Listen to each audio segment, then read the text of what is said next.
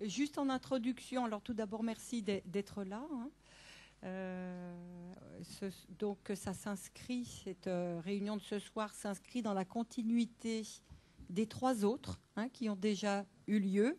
Ce sont des réunions, je le rappelle, pour ceux qui n'étaient pas venus jusqu'à maintenant, qui ont tout simplement pour but que les 25 communes, que les élus et les services des 25 communes, et tout particulièrement les nouveaux d'ailleurs, puissent s'approprier la question de la politique de l'habitat et qu'on ait un socle commun de connaissances.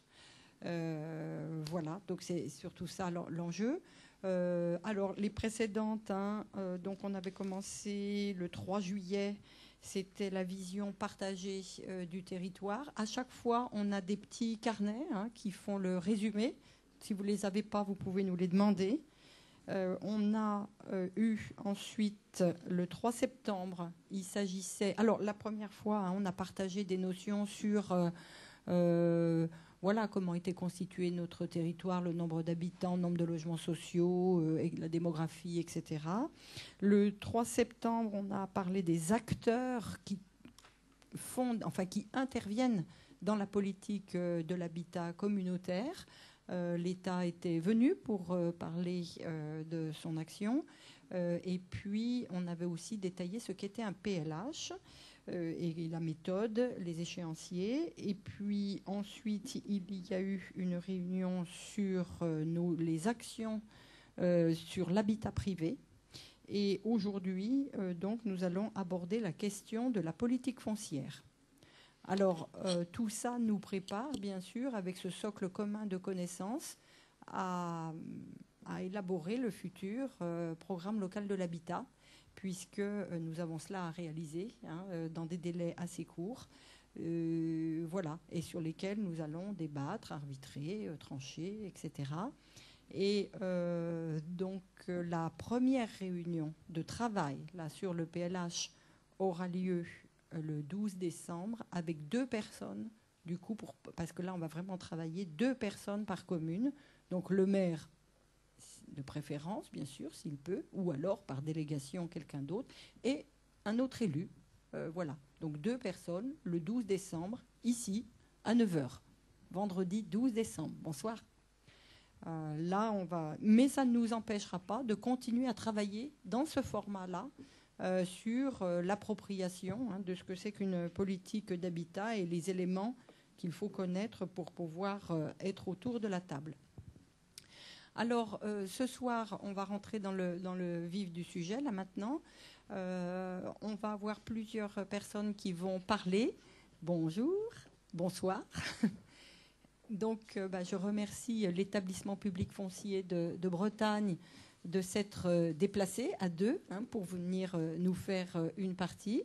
Et puis, il y aura donc Renaud Jeanne, qui donc est responsable de la partie foncière à l'agglomération.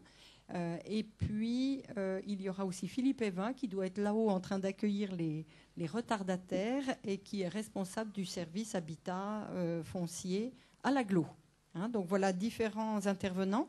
Moi, je vais juste en 2 diapos cadrer les choses, juste pour dire que la production de logements et surtout certains... Alors, je suis désolée parce qu'il y en a qui connaissent déjà bien et puis d'autres qui ne connaissent pas du tout. Donc je suis obligée parfois, peut-être pour certains, de dire des choses évidentes.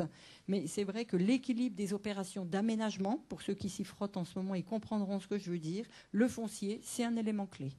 Voilà pourquoi on en parle aujourd'hui.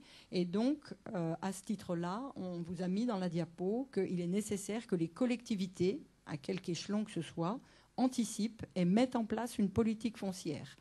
À travers cela, on vise une régulation du marché. C'est vrai qu'il y a des intercommunalités qui ont fait ça depuis très longtemps, par exemple à Rennes Métropole, et c'est vrai que ça porte ses fruits parce que quand vous avez du foncier depuis très très longtemps, évidemment, aujourd'hui, il ne vaut pas le même prix que s'ils avaient à l'acheter aujourd'hui.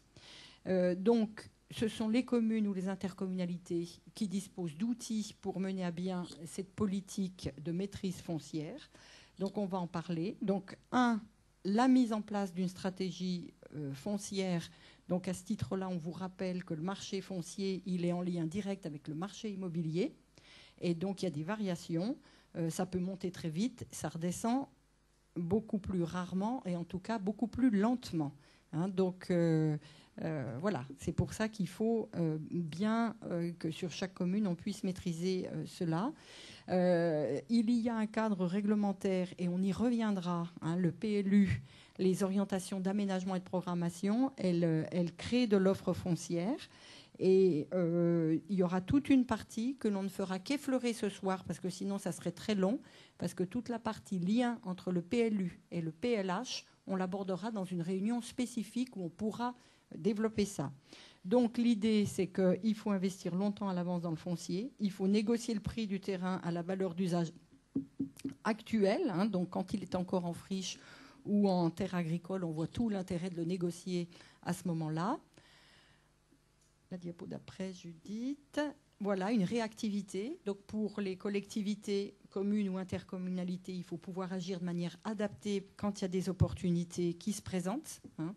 Et ça, il faut parfois les avoir anticipées, hein, avec négociation à l'amiable, vous connaissez tout ça, le droit de préemption urbain, voilà, sur des zones qu'on aura prévues à l'avance, où on aura délégué le droit de préemption urbain, par exemple, s'il le faut. Donc il y a plusieurs communes qui sont déjà dans ce cas. Il faut un budget, bien sûr, et donc on en reparlera le moment voulu. Et le portage foncier, hein, qui rejoint la question du budget, et il peut être assuré par la commune si elle le souhaite et ou si elle le peut, par la communauté d'agglo, actuellement, hein, dans l'EPLH qui est encore en cours de l'ancienne agglo, mais qui s'applique. Encore aujourd'hui, il y a un budget qui est réservé pour du portage foncier au nom des communes qui le demandent. Mais bien sûr, ça n'a pas la même ampleur que l'établissement public foncier de Bretagne, ici présent, dont la mission est effectuée effectivement du portage foncier. Donc je crois que c'est vous qui parlez ensuite, sauf si vous aviez déjà des questions, mais je pense que pour que ça soit fructueux, il vaut mieux qu'on commence à rentrer dans le vif du sujet, à moins qu'il y ait une question de méthode, Non, c'est bon. Alors on y va. Merci. Donc, comme il a été évoqué en introduction, effectivement, la stratégie foncière permet de mettre en œuvre vos politiques foncières, donc celle du PLH et celle des communes aussi en propre, quand il s'agit par exemple des fois d'équipements ou des choses qui concerneraient directement la commune. Donc, elle vous permet, à vous communes, quand on réfléchit en amont, de prévoir à moyen, long terme et sur le court terme aussi, d'anticiper l'action publique, c'est-à-dire que si vous avez besoin, par exemple, de réaliser une école avec à côté des logements sociaux, il va falloir trouver du terrain. Aujourd'hui, on est dans un contexte où effectivement le terrain est de plus en plus encadré, en tout cas sa consommation sur tous les terres agricoles, l'extension est de plus en plus encadrée par l'État.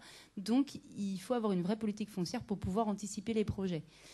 Donc, maîtriser les projets, c'est aussi maîtriser effectivement la population que vous souhaitez accueillir. C'est aussi pour ça que cette intervention s'inscrit dans le cadre du PLH.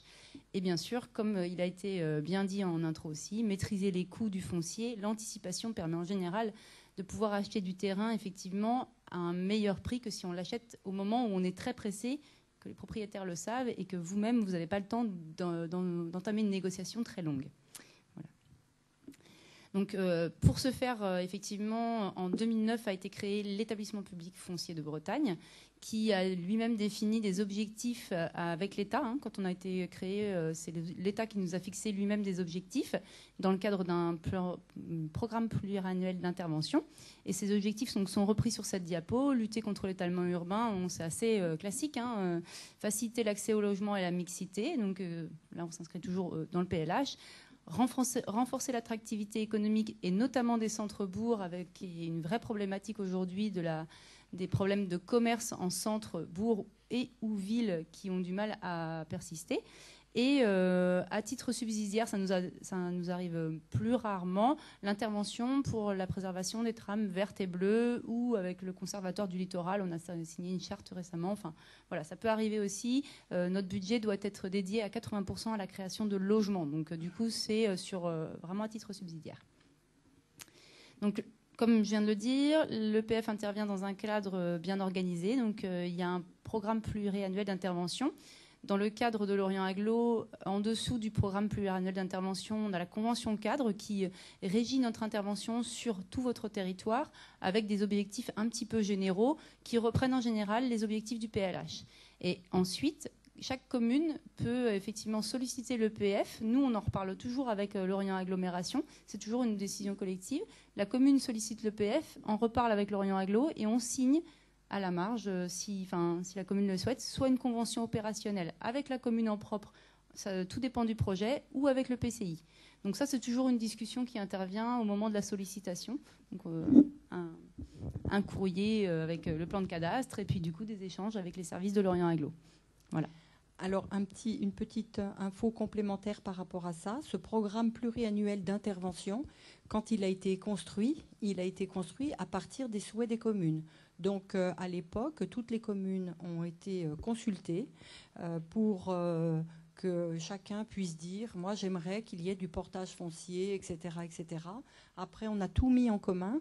On a fait des priorités 1, priorité 2, priorité 3, bien vérifier que ça s'intégrait dans la politique de l'agglomération, bien sûr. Et ça a permis d'aller présenter cela à l'EPF au moment où il a voté son plan pluriannuel d'intervention au niveau de la Bretagne. Et nous, on en était une partie. Donc aujourd'hui, ce cadre-là existe avec des conventions opérationnelles, mais je crois que vous allez y venir. Et donc, a priori, je ne sais pas si vous allez en parler, mais vous allez constituer le prochain. Alors, il est effectivement en cours de refonte, on va dire. C'est-à-dire qu'effectivement, le programme pluriannuel d'intervention se termine en 2015. Il était conçu avec des objectifs de l'époque. Et aujourd'hui, un certain nombre d'agglomérations, et Lorient Agglomération en fait partie, ont été consultés pour quelque part expertiser les objectifs qui avaient été définis en 2009 et en construire de nouveaux, puisque du coup, il se termine en 2015 et qu'un nouveau PPI va être effectif en 2016. Donc aujourd'hui, une partie de cette réflexion a déjà été menée avec l'écoute des territoires, donc les territoires ruraux, les territoires littoraux, les territoires tendus, les métropoles, tout le monde a été écouté. Peut-être avez-vous déjà reçu des invitations. Voilà, c'était assez disparate sur le territoire. Et aujourd'hui commencent les ateliers thématiques sur le logement, sur la ruralité, sur le développement économique. Donc, pour effectivement remettre en question ces objectifs qui étaient très globaux, c'est-à-dire qu'on imposait à tout le monde, par exemple, 20% de logements sociaux, sauf que quand on est, par exemple, à Bothmeur, 20% de logements sociaux, ça se justifie moins que quand on est à Lorient, ou quand on est à Vannes. Donc aujourd'hui, c'est en cours et une nouvelle mouture sera proposée fin de l'année 2015. Voilà. Donc juste bref rappel, l'EPF intervient pour les acquisitions, l'acquisition et le portage. On négocie si vous le souhaitez. On peut aller jusqu'à l'expropriation si c'est nécessaire. On peut réaliser quand on devient propriétaire des travaux de réhabilitation, de démolition des biens quand on est sur des friches. Donc on porte 5 ans, c'est la norme. Il y a des exceptions, par exemple autour des gares, quand on est sur des PEM, on a des portages à 10 ans. Ça fait partie du sujet qui a été débattu pendant le PPI. Est-ce que le portage à 5 ans n'est-il pas trop court ? Voilà. Donc ça fait partie des questions qui sont en cours de débat aujourd'hui auprès de nos élus, auprès de l'État. Et au bout des 5 ans, on revend à la collectivité ou à la personne qu'elle nous aurait désignée. Donc la collectivité, c'est soit la commune, soit le PCI. Ça peut être l'un des deux. Et on peut aussi revendre directement, par exemple, aux bailleurs sociaux ou à un aménageur qui aurait été désigné par la commune, puisque dans les 5 ans, elle aura eu le temps de monter son projet. Voilà. Donc vous avez ici la carte de nos interventions sur votre territoire avec effectivement la date de signature de la convention opérationnelle et qui est le signataire. Donc quand il y a marqué Conv OP EPCI, ça veut dire qu'effectivement c'est Lorient Agglo. Et quand on est sur Conv OP Ville, par exemple sur Bonelio, par exemple, tout à fait. Voilà, ou sur Plouay à l'époque. Voilà, Plouay à l'époque, puisque Plouay n'était pas encore dans votre territoire. Donc on est là sur une convention opérationnelle directement avec la ville ou directement avec le PCI. Ça, c'est débattu en amont de la présentation de cette opération lors de notre bureau à nous, EPF. Voilà. Alors, une petite question, mais n'hésitez pas si vous voulez en poser. Là, le délai de 5 ans, au-delà duquel celui qui a contracté doit racheter ou faire directement avec un opérateur s'établit à partir de quand? Parce que là, on voit qu'il y en a qui ont été signés en 2010. Donc, est-ce que c'est depuis la signature ou depuis... Non, ça court à partir du moment de la signature de l'acte d'acquisition. C'est-à-dire que des fois, on peut être 15 ans sur une commune. Enfin, pour l'instant, on n'a pas beaucoup de recul puisqu'on a été créé en 2009. Mais le délai de 5 ans ne court qu'à partir du moment où on a signé l'acte devant le notaire. Alors, bien sûr, si on a des parcelles de 5 mètres carrés, on va peut-être considérer qu'on signe que les 5 ans courent au moment où on a une emprise nécessaire pour faire un projet. C'est assez souple. À nous de plaider devant notre bureau aussi la bonne marche du projet, quoi. Donc c'est bien à la signature de l'acte. Donc ce qui veut dire que le temps des négociations ne compte pas. Nous, on intervient pour votre compte, mais c'est le délai, le chrono n'est pas parti à ce moment-là, quoi.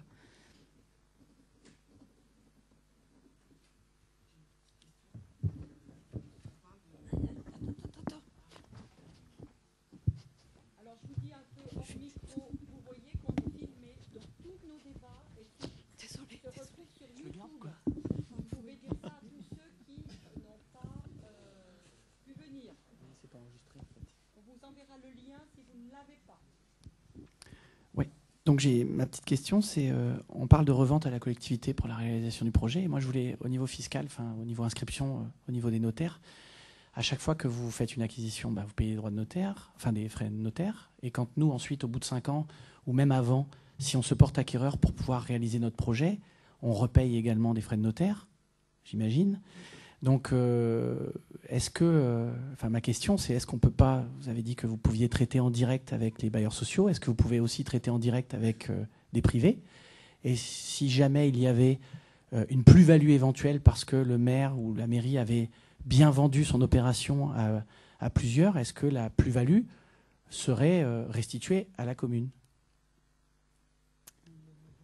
Ma question est incompréhensible. Je recommence. Non, je pense Donc, pas. vous portez d'un foncier à Kévin, par exemple, au hasard à Kévin, pour 900 000, vous faites 100 000 ou 800 000, vous faites un peu de travaux, il y a un peu de frais financiers, tout ça, et vous revendez 1,1 million alors que vous en avez eu pour 980 000.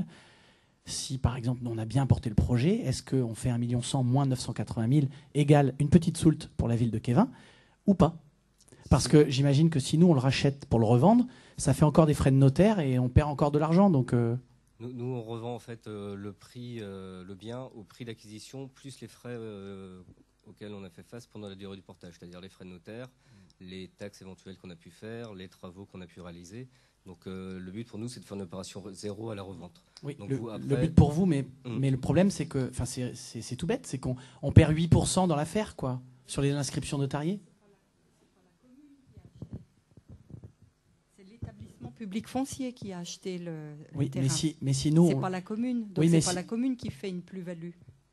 Dans ce cas-là, la commune ne peut pas avoir fait de plus-value puisque l'établissement public foncier a acheté le terrain. Tout ça, je comprends bien. Oui. Mais si pas nous, notre centre-ville, par exemple, si on a un projet, il y a des promoteurs privés qui se battent pour avoir le terrain. Donc, ils nous font des offres. Mais ce que je veux dire, c'est que si nous, on se porte acquéreur pour leur revendre, automatiquement, on a des frais de notaire. Si vous vendez directement et que vous reversez le gap que vous n'avez pas besoin pour équilibrer l'opération, c'est beaucoup plus simple. C'est ça que je veux demander. Oui. Ouais. Là, j'ai été plus clair? Oui, c'est ce qu'Agnès vous disait, c'est que si vous désignez un opérateur pour faire le projet, voilà. Vous nous demandez de revendre directement à l'opérateur que vous aurez désigné. Et donc les frais notaires, ce sera le promoteur. L'acquéreur qui les paiera. Donc moi, je ne les aurais pas payés en étant intermédiaire pour rien. C'est ça. Et j'ai besoin d'avoir l'issue de la plus-value, de savoir si elle me revient ou si vous la gardez. Ah non, la plus-value, elle est pour vous. À ce moment-là, il y a une convention de remboursement de la plus-value. Eh ben voilà. Ouais. Voilà. Donc, merci. Et juste, je voulais préciser que quand bien même il n'y a pas de plus-value, on a un taux de portage de 1%. Aujourd'hui, je pense qu'on ne trouve pas beaucoup de prêts à 1%. Donc de toute façon, même, je veux dire, vous, si vous deviez acheter en propre un bien, je pense que la commune n'est pas perdante à ce moment-là, puisque même si elle double frais de notaire, non, parce que c'est une vraie d'accord. Même avec double frais de notaire. Admettons que effectivement, à la fin, le projet il n'est pas prêt. Les 5 ans ils sont écoulés. Donc là, la commune, elle est en obligation de rachat auprès de l'EPF. Et c'est vrai que du coup, il y a double frais de notaire. Il va falloir nous qu'on vous revende. Mais en même temps, si vous avez acheté un bien à 500 000 € avec un taux de portage de 1% pendant 5 ans, ça reste, je pense, raisonnable. L'intérêt de l'EPF ne fait aucun doute. Moi, je voulais juste, non seulement je trouve ça intéressant, mais en plus, si nous, on est capable de vendre et de vous utiliser comme banquier favorable, parce que c'est un petit peu ça, moi, j'ai tout compris le sens. Mais si en plus, on fait un peu de plus-value et que la ville gagne des frais de notaire, finalement, parce que, on fait le calcul, si on est entre 5 et 8%, ça commence à valoir le coup quand même. Donc voilà, merci. Juste une précision, l'intérêt n'est pas de faire de plus-value, puisque ça fera prix de référence par la suite, et quand on rachète un bien, que ce soit la commune, le PCI ou le PF, cette plus-value-là va être intégrée dans le prix que va donner France Domaine. Donc méfiance, quoi. C'est-à-dire que mais dans ce cas-là, faire très attention. Ouais, mais dans ce cas-là, on se pose une autre question, c'est que après, c'est aussi l'intérêt de la commune. On a parlé des prix du foncier qui sont un peu complexes. Et puis après, c'est un autre débat de parler de France Domaine. Je pense qu'on n'est plus du tout dans le même. Je veux dire, les prix calculés par France Domaine, de toute façon, je pense qu'on peut en discuter 2 heures. Moi, j'ai des exemples sur la commune où c'est parfois un petit peu aberrant quand même. Donc, j'ai quand même l'impression, moi je parle pas de plus-value du simple au double, hein. Je parle juste de petits gaps qui pourraient permettre de structurer une rue à côté. Je parle surtout je pense qu'on s'est compris, je parle surtout des 6-7% de notaires. Si on les gagne en plus-value, la mairie récupère 80 000 €, voilà, c'est pas déconnant, quoi. Sur 1 million, c'est pas. Je pense pas que ça conditionne les prix au mètre carré de manière exagérée forcément, quoi. Mais je note la remarque quand même, je ferai attention. Je sais qu'on est soumis à France Domaine, mais on peut discuter de quelques petites évaluations que j'ai eues. On vient de vendre un bien 150 000 € la commune. France Domaine l'estimait 30 000, parce que je pense qu'ils ont dû décider ça de leur bureau. Ils sont jamais venus voir ce que c'était, quoi. C'est juste une longère au bord du golfe, quoi.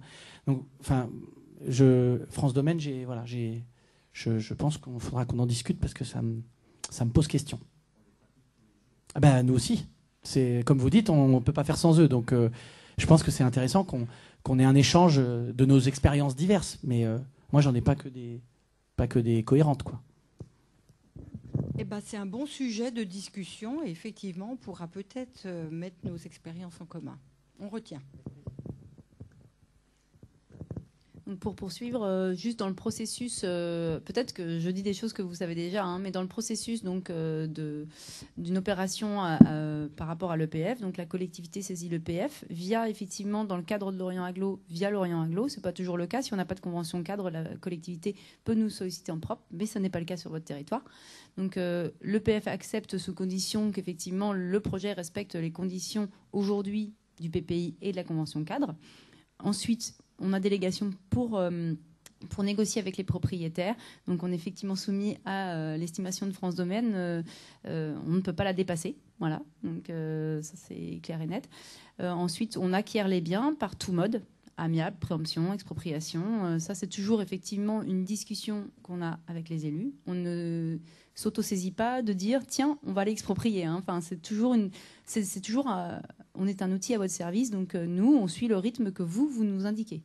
Ça, c'est une chose qui est importante à rappeler. Ensuite, on gère le foncier en lien avec la collectivité parce qu'on peut bien comprendre qu'effectivement, on a une multitude de biens sur toute la Bretagne. Donc, on ne peut pas aller faucher tous les biens qu'on a ou vérifier qu'ils ne sont pas squattés, même si effectivement, c'est de notre responsabilité de propriétaire. Mais c'est vrai que c'est bien quand la collectivité nous accompagne sur ce sujet parce qu'on ne peut pas vérifier que tous nos biens soient bien entretenus au quotidien. Un exemple qui peut vous parler, par exemple, Baudelio. Donc, il y avait une très, très grande crainte de squat et de dégradation, etc. Donc, c'est l'EPF qui porte. Et donc, avec l'EPF, nous avons organisé les réunions publiques. Et d'abord, le fait qu'ils mettent en sécurité, et c'est à leurs frais, et qu'ils viennent expliquer aux riverains, qui étaient assez remontés d'ailleurs, et ça a été fait de façon extrêmement professionnelle pour pouvoir expliquer ce qui allait se passer, etc., et que c'était bien l'EPF qui prenait en charge et qui l'a très bien pris en charge.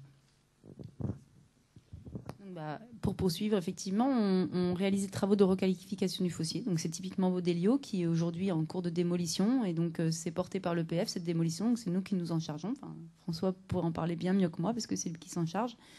Et au final, on revend les biens à la collectivité ou à l'opérateur qu'elle nous aura désigné pour qu'elle puisse réaliser son projet. Voilà.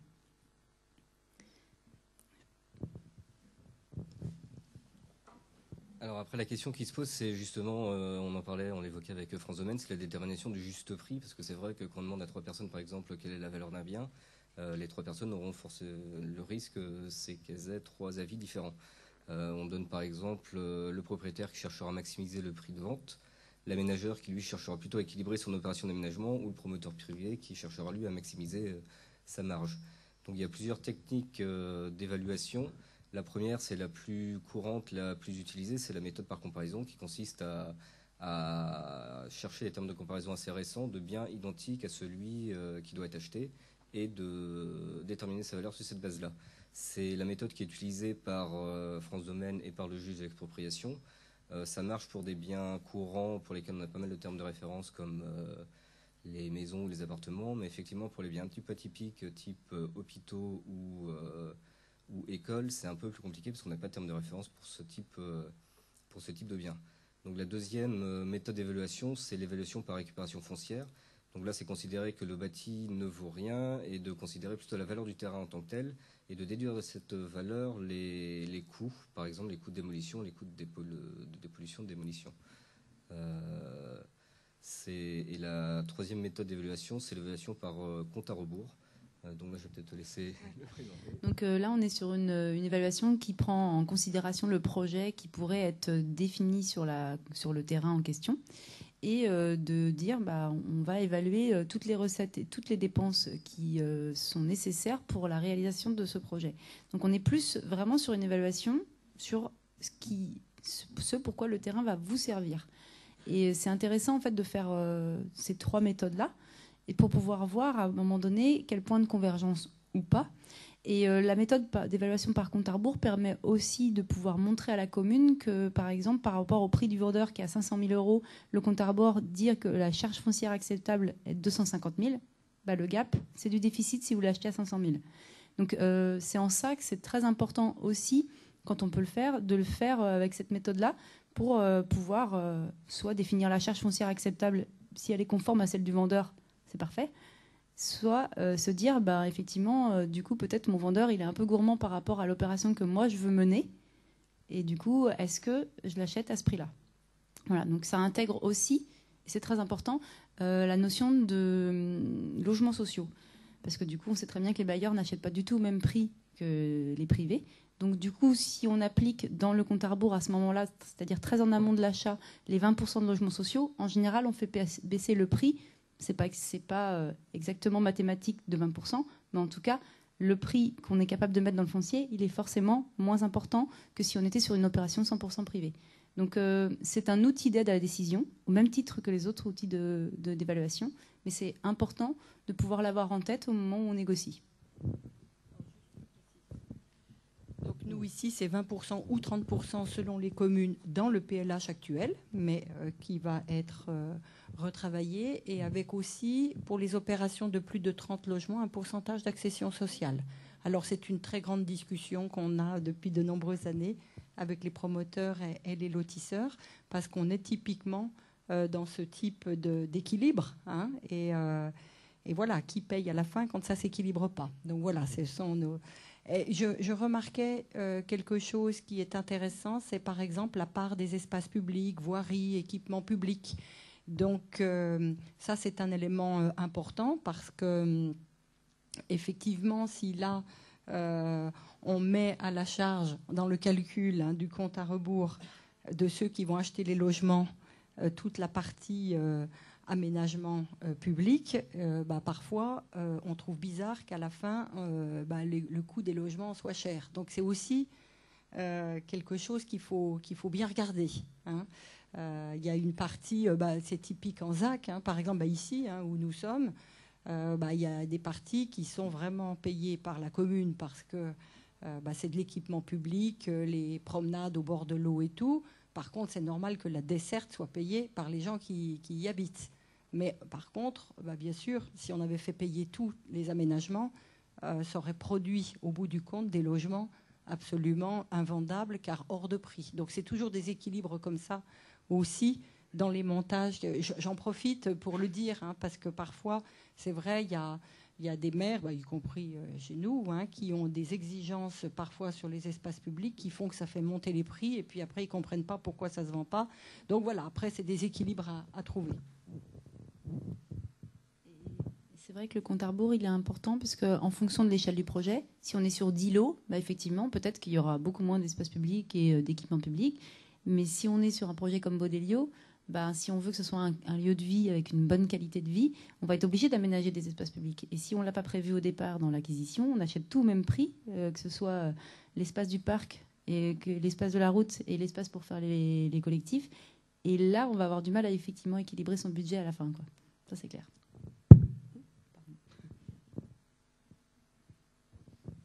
Voilà, il existe d'autres méthodes d'évaluation qui sont un peu plus à la marge, mais qui peuvent être intéressantes de temps en temps d'utiliser. C'est l'actualisation de la valeur intérieure. Quand les biens ont été, quand il y a un terme de référence ou une mutation qui a été assez récente, ça peut être utile. Et aussi l'évaluation par le revenu d'un bien loué. Là, c'est plus une méthode investisseur. C'est un titre indicatif. Ça peut donner, en plus des autres méthodes d'évaluation, une approche un petit peu plus certaine du prix. Donc toute cette idée, toutes ces méthodes-là permettent d'approcher le prix du foncier. Il ne faut pas hésiter à s'entourer des différents aménageurs, services fonciers communautaires, bailleurs sociaux, les différents avis de tout le monde et pour pouvoir être sûr du prix du foncier avant d'acquérir, c'est le plus important. Alors, au niveau des outils du foncier, on les a mis en 3 catégories, les outils un peu de stratégie foncière qui permettent d'améliorer, de sécuriser un petit peu les acquisitions foncières. Donc on retrouve dans les documents d'urbanisme.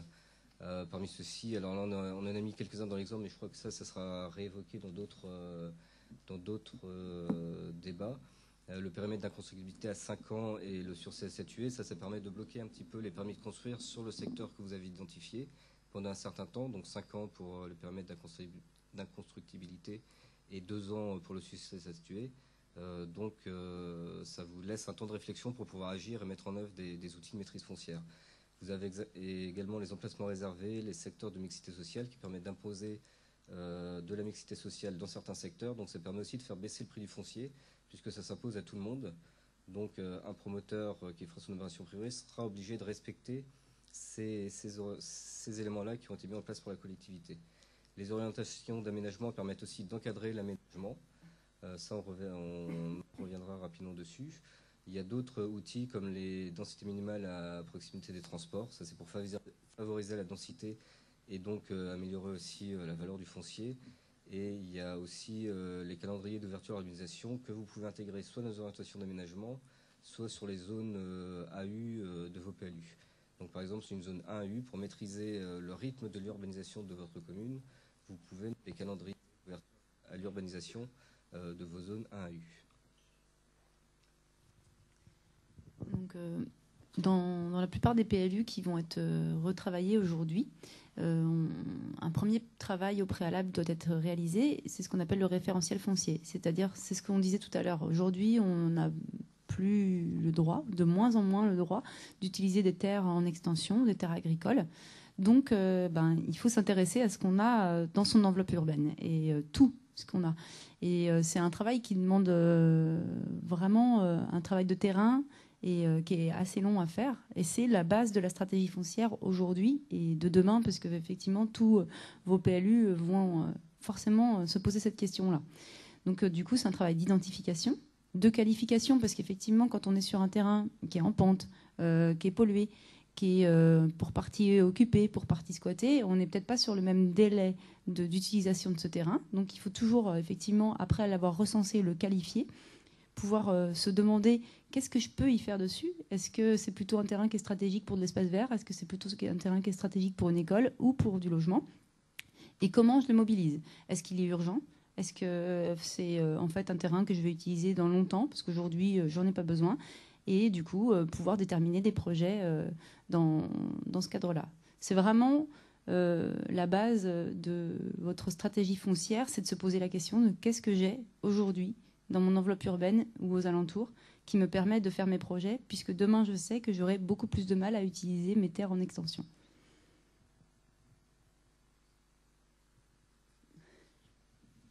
Donc effectivement, dans ce cadre-là, à la fin du référentiel foncier, c'est bien de pouvoir se dire j'ai repéré dans mon centre-bourg finalement des creux que je n'avais jamais identifiés ou qui sont à côté d'une friche, par exemple. Du coup, ça constitue un îlot, tout ça. Et il est intéressant de se poser la question, quel type de projet je peux y faire? C'est exactement ce qu'on disait avec le compte à rebours. Donc, je vais faire peut-être une étude préopérationnelle qui va me permettre de définir comment je vais pouvoir aménager ce secteur-là, même si effectivement, c'est peut-être pas comme ça qu'il sera effectivement que les travaux seront parfaitement réalisés. Mais ça nous donne quand même une indication sur quel nombre de logements je peux faire, la surface dédiée à la voirie. Est-ce qu'il me faut un parc à cet endroit-là parce que tiens, c'est la sortie de l'école et du coup, c'est quand même bien d'avoir un square. Voilà, donc je réfléchis à ça et je peux quand même du coup définir le prix d'acquisition de mon terrain ou effectivement y mettre des OAP parce que la puissance publique n'est pas obligée de tout acheter pour tout faire. Elle peut aussi mettre des orientations d'aménagement dans son PLU pour se dire si des aménageurs viennent sur mon territoire, libre à eux, c'est très bien. Mais par contre, moi, j'ai quand même défini des grandes orientations. Il y a des choses qui sont le fil conducteur de ma commune et du coup, je vais peut-être l'écrire dans mon PLU et dire que ici, je veux un front urbain avec du collectif et puis que du coup, il y aura des jardins ouvriers derrière. Enfin, voilà, on peut écrire ce genre de choses dans le PLU. Ça permet aux opérateurs qui viennent, les privés, les aménageurs, d'acheter le terrain au bon prix parce qu'eux, ils vont le faire, le travail de compte à rebours, avec l'orientation d'aménagement qui est dessinée. Et du coup, quelque part, le projet se réalise sans que vous y soyez de votre poche. On y reviendra quand on parlera du lien entre les PLU et les PLH. Mais c'est vrai que pour les anciens, et peut-être pour les nouveaux aussi, mais pour les anciens, les OAP, orientation d'aménagement de programmation, n'existaient pas avant. Donc c'est relativement nouveau et c'est obligatoire dans les PLU. L'avantage, il peut prendre cette forme, il peut être très détaillé, beaucoup moins détaillé, il peut être sous forme de texte, simplement. Son avantage, c'est qu'il est opposable. Donc, effectivement, ça vous permet de maîtriser un petit peu, c'est-à-dire que aucun promoteur ou autre, ou privé, ne peut vendre à un promoteur pour y faire autre chose que ce que vous avez décidé.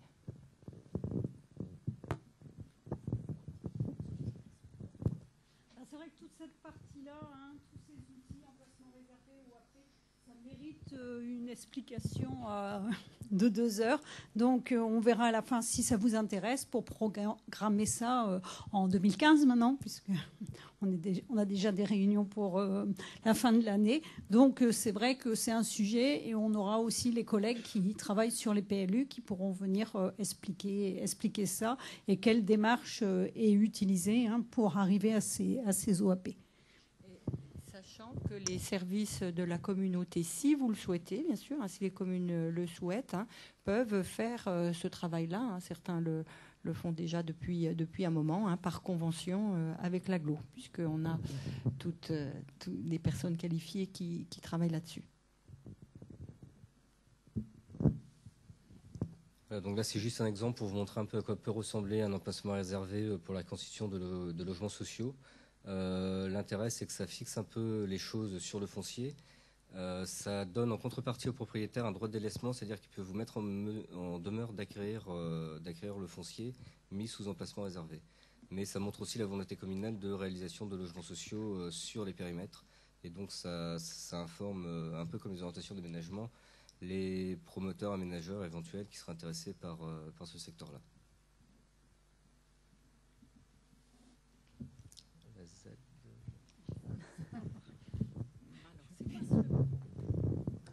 Alors, les ZAD, les zones d'aménagement différé, je vais aller à l'essentiel, vous lirez le texte après. Le but d'une ZAD, en fait, c'est de faire de la prospective foncière et de faire de la réserve foncière pour un projet d'aménagement. La durée de la ZAD est de 2 fois 6 ans et vous n'aurez plus jamais possibilité de rajouter un temps à ce délai-là. Donc 2 fois 6 ans, ça paraît long, mais quelquefois c'est court, tout simplement parce que l'objectif est de négocier à l'amiable les terrains. C'est des terrains vierges en règle générale. Et pour une durée donc, de 12 ans, sur un prix déterminé au départ. Et j'insiste là-dessus, ça devrait être marqué en rouge. On fixe le prix au départ de l'arrêté préfectoral, donc que le préfet, sur sollicitation de la commune ou de l'EPCI, produit. Et ce prix de départ, il est valable pendant les 12 ans restants. Au cours de ce délai, on voit bien, on a une seule ZAD sur la communauté, c'est la ZAD du Boutier à Hennebont. On est arrivé à une durée de 6 ans déjà. Sur cette durée de 6 ans, il nous reste 6 ans, c'est-à-dire encore un mandat. On a très peu acquis à l'amiable. Ça veut dire quoi? Ça veut dire qu'on va être obligé de passer, si la commune le souhaite, bien évidemment, hein, puisqu'on a la délégation du droit de préemption, envisager la mise en place d'une DUP, donc une phase d'expropriation. Cette phase-là, comme je dis toujours, il faut la faire en début de mandat et jamais à la fin. Donc il y a une décision à prendre. On peut l'arrêter en cours de route, hein, c'est-à-dire que la durée de 6 ans, aujourd'hui, elle est dépassée. La commune d'Hennebont peut nous dire, ben non, j'arrête ma ZAD, on arrête tout. Et donc, on laisse filer, on laisse le terrain, parce que c'est du terrain agricole, on le laisse au monde agricole. C'est possible. Voilà, donc durée 2 fois 6 ans, arrêté préfectoral à la demande de la commune, et prix fixé au départ de l'arrêté du préfet.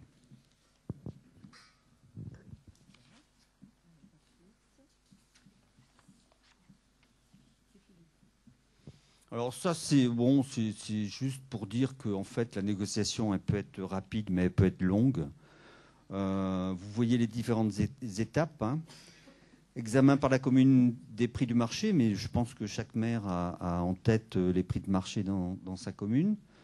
L'avis de France Domaine, qui est obligatoire, parce qu'on s'appuie là-dessus pour acquérir les biens. Alors, l'avis de France Domaine... Monsieur le maire de Kévin a bien noté que ce n'est pas toujours facile avec eux, c'est vrai, je le confirme. C'est souvent une phase de négociation aussi, mais lorsqu'ils ont produit en fait leur avis, ils ne reviennent pas dessus.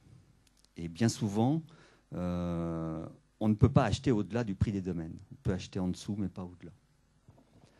On compare. Alors c'est vrai que différents secteurs, notamment en fonction du zonage du PLU, les prix des terrains ne sont pas les mêmes. On fait une offre souvent inférieure en fait, au prix des domaines. Il y a la négociation du prix. Le propriétaire en question qui vend un terrain, il peut ne pas être d'accord avec vous. Et auquel cas, s'il n'est pas d'accord, mais qu'il veut vendre, on part devant le juge. C'est-à-dire, Comment? Non, mais je rajoute des choses là. On est à l'amiable. Donc, si on se met d'accord sur de l'amiable, eh bien, on passe une délibération au conseil municipal et on transmet le dossier au notaire qui fait l'acte d'acquisition.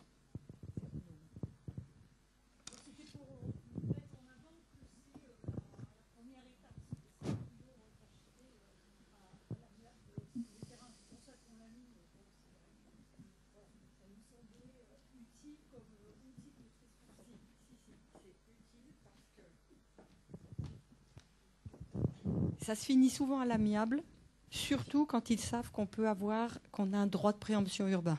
C'est-à-dire que sur certains secteurs, quand on dit que l'on peut faire de la préemption, eh bien du coup l'amiable se passe beaucoup mieux et s'accélère.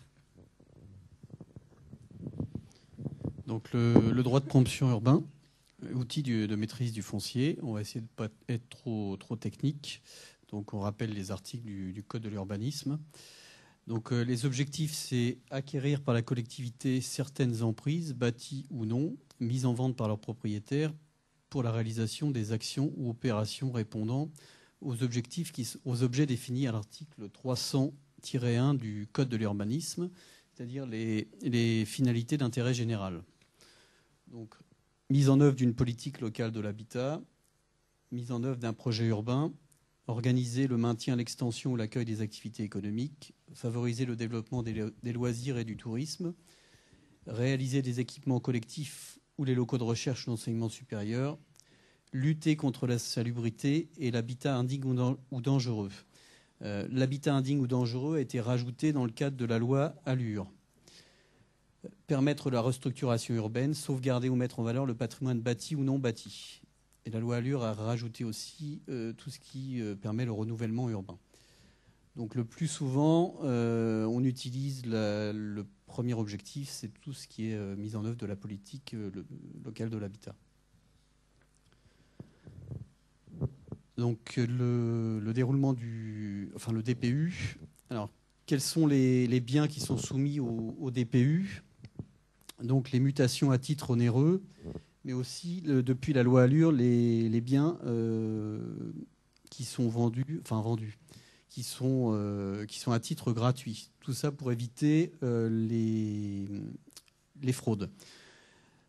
Grand nombre de biens et droits immobiliers, bâtis ou non. Alors, les biens qui sont exclus du DPU dit simple sont les immeubles achevés de moins de 4 ans. Avant la loi Allure, c'était moins de 10 ans. Les lots de copropriété en sont exclus, les lots de copropriété dont le règlement a été publié depuis plus de 10 ans au bureau des hypothèques, et les ventes entre indivisaires, c'est-à-dire à l'intérieur d'une famille. La majorité des parts de SCI sont maintenant soumis à la purge du droit de préemption urbain. Alors, le DPU est applicable dans les communes dotées d'un POS ou d'un PLU, sur les zones urbaines et sur les zones d'urbanisation future, les zones NA ou AU. Alors, qui est titulaire du DPU? La commune, mais la délégation peut se faire, comme on l'a vu précédemment, au bénéfice de l'EPCI, donc Lorient Agglo en l'occurrence ici, l'EPF ou un bailleur social. Il faut souligner dans le cadre de la loi Allure que le droit de préemption carence, qu'on appelle carence du préfet, a été renforcé lorsque le quota de logement social n'est pas atteint. Dans ce cas-là, le préfet peut conclure une convention avec un organisme qui se chargera de réaliser les logements sociaux manquants. Dans ce cas-là, le DPU est transféré dans les mains du préfet. Alors, comment? L'institution du périmètre du DPU se fait par une simple délibération qui n'a pas à être motivée, contrairement au DPU renforcé, suivi d'une publicité. Alors ça, c'est la forme dans 2 journaux d'annonce légale, d'un affichage en mairie, d'une notification à plusieurs institutions. La durée, le périmètre du DPU perdure tant que la commune ne l'abroge pas et qu'il correspond aux zones U et AU. Donc il faut souligner que la création de nouvelles zones U ou AU dans le cadre d'un PLU n'entraîne pas de facto l'élargissement du périmètre du DPU sur ces zones. Donc, oui, donc là, il faut être vigilant, là-dessus. Concrètement, lorsque ces zones ont évolué, il est préférable de présenter une nouvelle délibération pour éviter le recours et puis un problème de forme. Juste oui. À titre d'exemple, donc dans les mandats précédents, donc il y a eu plusieurs communes, je ne sais pas combien, qui ont délégué leur droit de préemption à la communauté d'agglo, mais pour des périmètres bien définis. Et c'est ce que je disais tout à l'heure, le fait de l'avoir fait qu'après la négociation amiable est plus facile, parce que les propriétaires savent qu'il y a ça au-dessus de leur tête, et du coup ça fait parfois grandement avancer les projets, et parfois il n'y a pas besoin de s'en servir. Donc on a essayé de résumer les avantages et les inconvénients de l'institution du DPU. Alors les avantages permettent d'être informé de ce qui se vend dans la commune, de saisir les opportunités foncières, d'avoir une observation sur le marché foncier et immobilier et d'avoir des références utiles pour de futures négociations foncières, soit à l'amiable, soit par voie de préemption ou dans le cadre de l'exercice du droit de l'expropriation. Oblige à réfléchir sur le développement de la commune et au foncier nécessaire. Voilà. Donc, par contre, dans le cadre de l'instauration, enfin l'exercice du droit de préemption urbain, il faut, nous verrons plus loin, mais il faut motiver l'exercice du droit, motiver son exercice. Alors, comme on l'a dit, on peut déléguer ce DPU à l'EPCI, comme vous disiez précédemment. Voilà.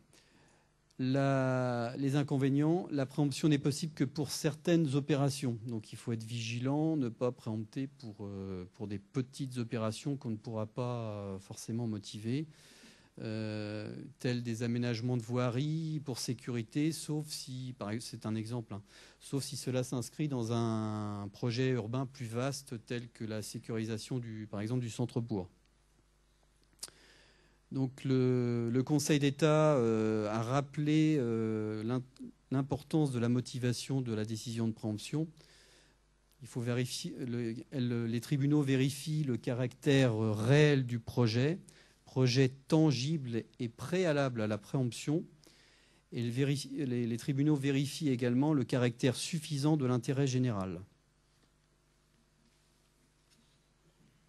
De mémoire, quand on met, par exemple, quand c'est pour le programme local de l'habitat... On met que généralement c'est au profit de l'organisme de logement social avec un nombre de logements dans une fourchette assez large pour nous permettre d'avoir une souplesse.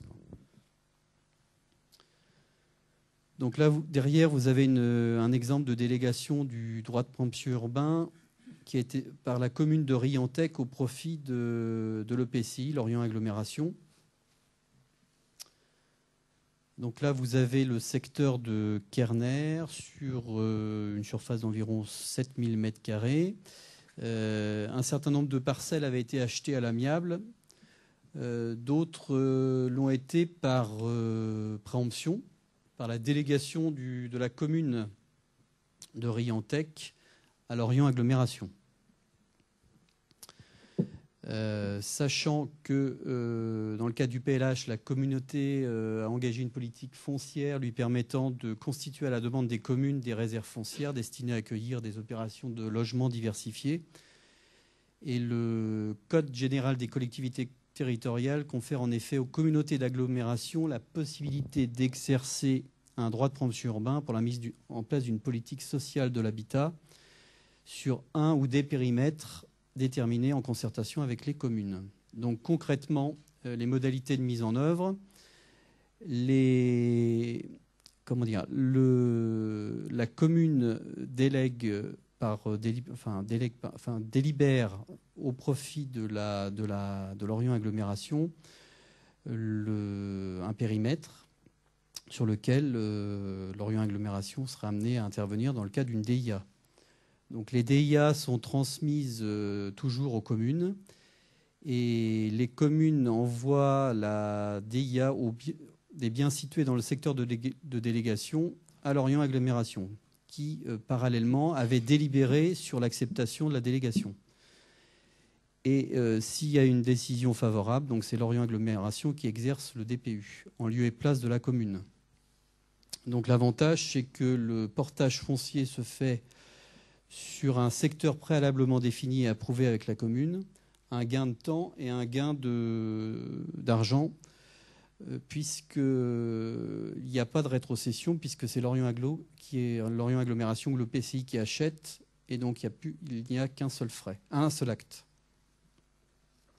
Ça vient un peu en complément de foncier de non, je ne dois plus dire ça, excusez-moi, le PF de Bretagne. Donc effectivement, pour des sites qui n'auraient pas été inscrits justement dans les conventions cadres, où on se dit bah oui, celui-là il faut quand même surveiller. Donc ça peut être intéressant de penser à se servir de ça. Et comme le disait Marie-Christine, c'est vrai que sur certaines communes, c'est vrai que les promoteurs, sachant ça, font peut-être plus attention en se disant bon, c'est pas la commune qui va acheter, c'est Lorient Agglomération, et dans le cadre de son PLH, elle a une enveloppe financière déjà annoncée au préalable, quoi, hein, c'est affiché dans notre PLH. Alors que dans la commune, on peut dire ouais, la commune, elle aura jamais la possibilité d'acheter ça financièrement.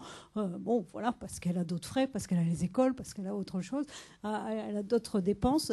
Donc bon, ça peut être aussi un outil utile à mettre en œuvre en complément, bien sûr,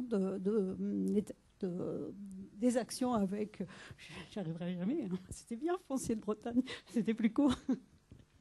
Il y a aussi le fait, bon, on l'a vu, hein, que pour certains maires, politiquement et sur le plan du confort dans la relation avec ses citoyens, c'est parfois... Ça met à distance le fait de dire que voilà, le droit de préemption a été exercé par l'intercommunalité. Ça peut parfois être un avantage. Là, on voit sur Riantec, c'est une opération qui a débuté il y a 5 ans. voyez que les partis rouges, il n'y en a pas beaucoup. Ça veut dire qu'il y a des limites à la négociation amiable. Et si on veut sortir en fait cette opération, qui est une opération d'habitat classique, hein, qui est de l'ordre de 30 à 40 logements, à un moment, il faut se décider. Et la décision, c'est qu'est-ce que l'on fait? Est-ce que l'on part en procédure d'expro, qui peut être la solution pour revenir en négociation amiable après? Mais ça montre la volonté en fait de la collectivité d'aménager et d'avancer sur un projet.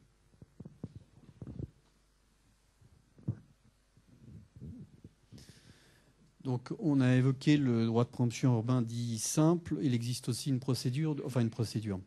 Il existe une possibilité d'instaurer un droit de préemption urbain renforcé. Alors, je ne sais pas si sur vos communes, vous avez une zone de renforcé. Donc, on en a une sur l'Orient. La portée est moins importante qu'avant du fait de la publication du dispositif de loi Allure.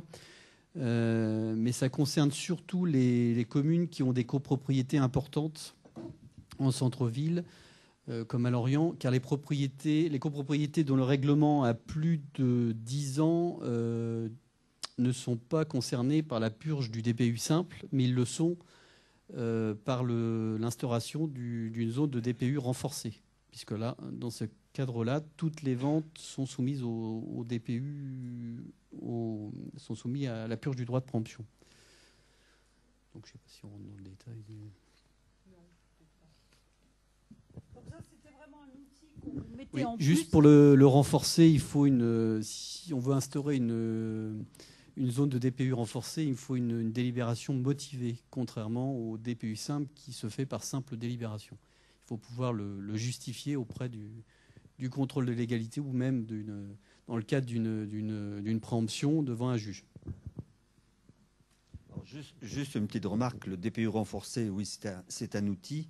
Il faut bien réfléchir lorsqu'on préempte un appartement ou des parts de SCI ou ce genre de choses. Il y aura de la gestion après. Et cette gestion est très compliquée. C'est-à-dire qu'on peut rentrer dans une copropriété de 20 lots, on est propriétaire d'un lot, mais qu'est-ce qu'on fait après, quoi? Donc, faut bien réfléchir. D'un autre côté, si on avait des copropriétés dégradées, c'est intéressant parce qu'on peut rentrer un petit peu dedans et commencer à acquérir des lots pour après en faire autre chose, voire démolir l'immeuble. Donc, mais là, c'est vrai que c'est surtout la ville peut-être de Lorient, la Nester, peut-être certains secteurs de Hennebont qui sont peut-être concernés, puisque là, on parle de copropriété verticale hein, et pas horizontale, parce qu'on peut avoir des copropriétés horizontales, donc on est plus sur ça. Mais sur une commune petite ou moyenne, ça peut être un secteur très, très limité. C'est-à-dire que si vous avez conscience qu'une copropriété se dégrade, pourquoi pas instituer un DPU renforcé sur une petite parcelle, hein? C'est possible. Un commerce.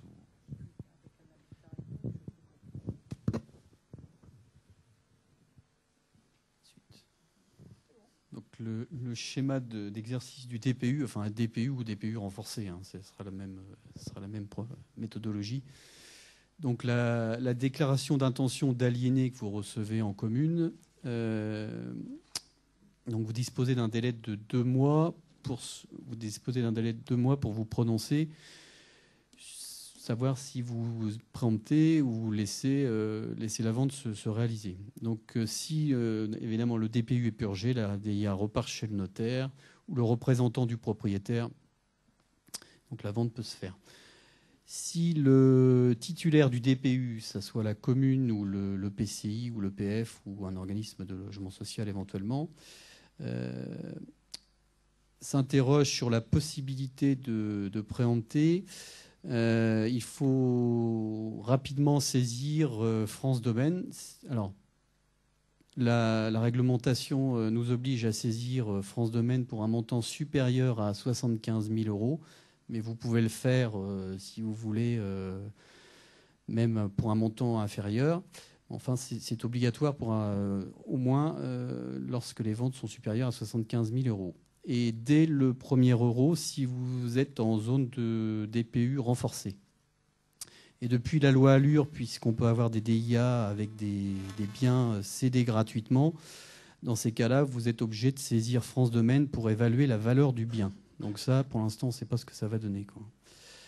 Je reviens en arrière. Depuis la loi Allure, la DIA doit aussi mentionner l'existence d'une installation classée si vous êtes dans un secteur industriel ou qui a fait l'objet de pollution précédemment. Donc là, c'est une information qui est donnée au titulaire du droit de préemption. De même, depuis la loi Allure, vous avez possibilité de demander à visiter le bien et une liste de pièces complémentaires doit rapidement être prise par le Conseil. Enfin, une liste en Conseil d'État doit être dressée sur les pièces que vous pourriez être amené à demander pour compléter votre information avant de vous décider de préempter. Par contre, donc dans le cadre de la visite du bien, ça interrompt le délai de 2 mois.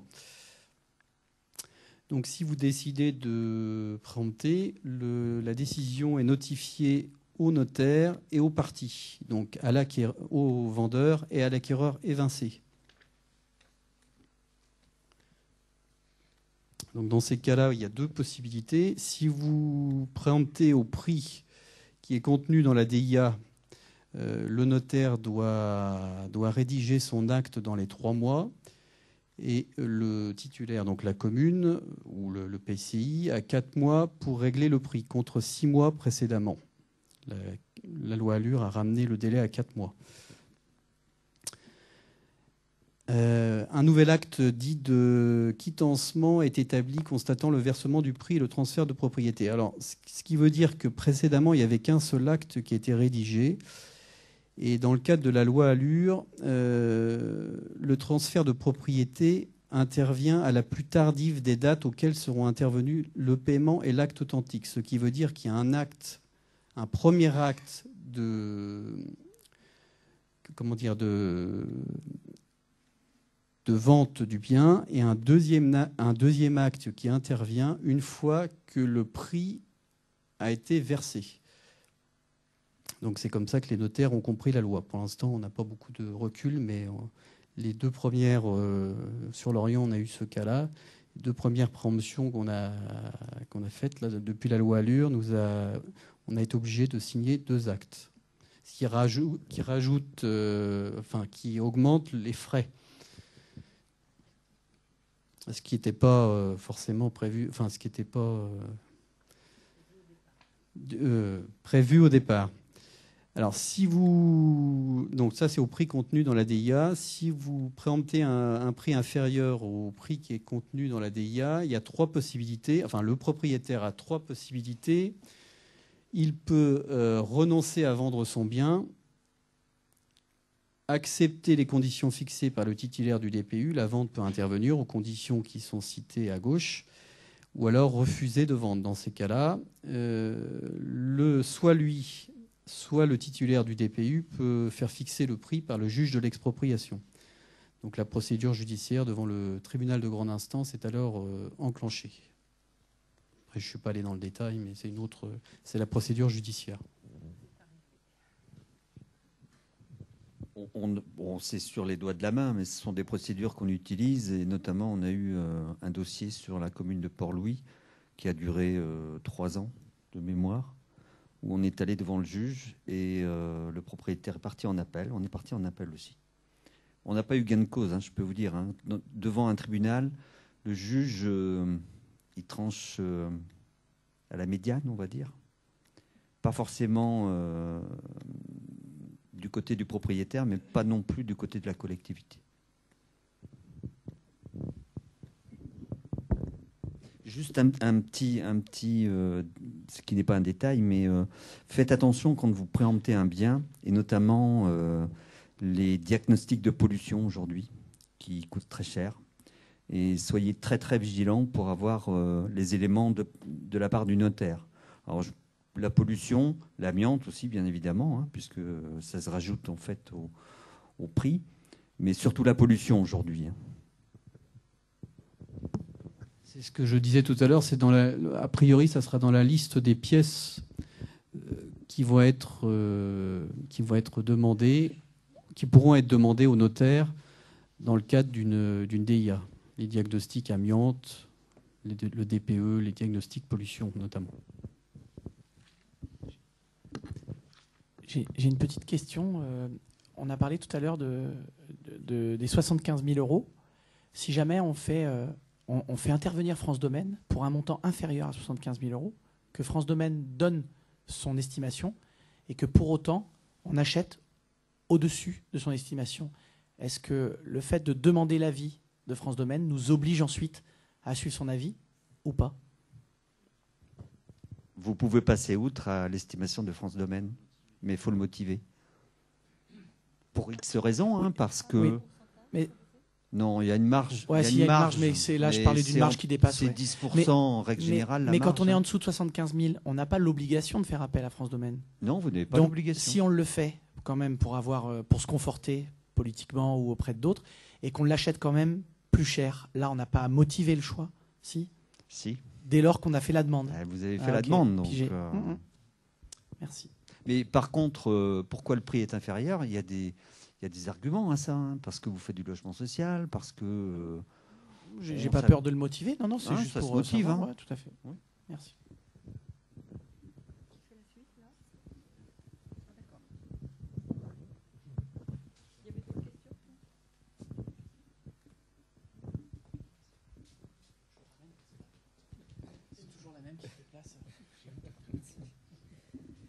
Alors, la dernière méthode d'acquisition, c'est la procédure d'expropriation. Donc, c'est la méthode d'acquisition. Juste quelque chose avant. En fait, les DIA, c'est quand même intéressant et de regarder en fait le nombre de DIA que vous recevez chaque année, et vous voyez un petit peu le marché d'occasion notamment, parce que nous, on a bien vu sur certaines communes, le marché il peut chuter de 20 à 30% d'une année sur l'autre.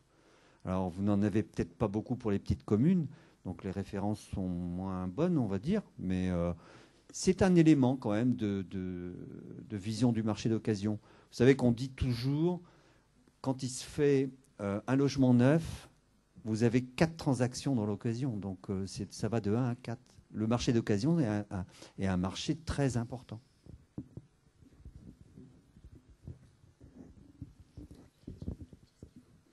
Donc, la dernière méthode d'acquisition, c'est la procédure d'expropriation. Donc, c'est la procédure d'acquisition forcée lorsqu'on était au bout des acquisitions amiables et que les propriétaires ne veulent pas vendre leurs biens malgré tout. Donc, l'expropriation peut être lancée sur toutes les communes, qu'elles soient ou non dotées d'un document d'urbanisme, donc POS ou PLU, quel que soit le zonage. La commune peut être à l'initiative de la procédure d'expropriation. Donc, ça peut être la commune, l'État ou leurs établissements publics. Sur la procédure en elle-même, la durée approximative, c'est entre 2-3 ans, parce qu'il y a une phase administrative et une phase judiciaire. C'est la commune qui a l'initiative de la procédure d'expropriation, mais après, dans la phase administrative, c'est la préfecture qui va mener les diverses enquêtes nécessaires. Donc, le schéma suivant vous montre un petit peu, ça c'est la phase administrative. Donc, c'est la commune qui va constituer le dossier d'expropriation, le mettre en concertation, en débat public auprès de la population pour justifier de l'opportunité de lancer cette procédure et délibérer pour lancer le projet. L'ensemble de ces éléments va être transmis au préfet qui va réaliser 2 enquêtes. L'enquête préalable à la déclaration d'utilité publique. Donc le préfet va désigner un commissaire enquêteur qui va réaliser une enquête. L'enquête dure le minimum c'est 15 jours sur le lieu de l'expropriation. À laquelle tous les citoyens pourront participer et faire valoir leurs observations. À l'issue de cette enquête, le commissaire enquêteur va rendre un rapport sur lequel la commune va délibérer pour se prononcer à nouveau sur la poursuite de la procédure d'expropriation. Et sur cette base-là, le préfet va rendre son arrêté de déclaration d'utilité publique. Donc c'est l'acte qui va reconnaître l'utilité publique ou l'intérêt général de la procédure. La deuxième enquête, c'est l'enquête parcellaire. Donc cette enquête-là a pour but de déterminer avec précision les parcelles expropriées et les propriétaires. Donc en gros, c'est un état parcellaire, un plan parcellaire déjà qui définit le périmètre et un état parcellaire qui va identifier chaque parcelle, la surface à acquérir et les propriétaires, éventuellement les occupants aussi, qui seront indemnisés dans le cadre de l'expropriation. À l'issue de cette enquête, donc là c'est pareil, le préfet va désigner un commissaire enquêteur qui va réaliser l'enquête, et à l'issue de cette enquête, le préfet va rendre son arrêté de cessibilité, donc déclarer les parcelles cessibles. Alors là, sachant que ces deux enquêtes-là peuvent être groupées en une seule enquête, donc ça permet d'accélérer aussi la procédure. Pendant toute la durée de cette phase administrative, vous avez toujours la possibilité d'acquérir à l'amiable et de continuer à négocier avec les propriétaires. À l'issue de cette phase administrative, on va passer à la phase judiciaire. Donc le préfet va transmettre au juge de l'expropriation l'ensemble de la procédure qui va rendre son ordonnance d'expropriation. L'ordonnance d'expropriation va transférer la propriété du bien à la commune.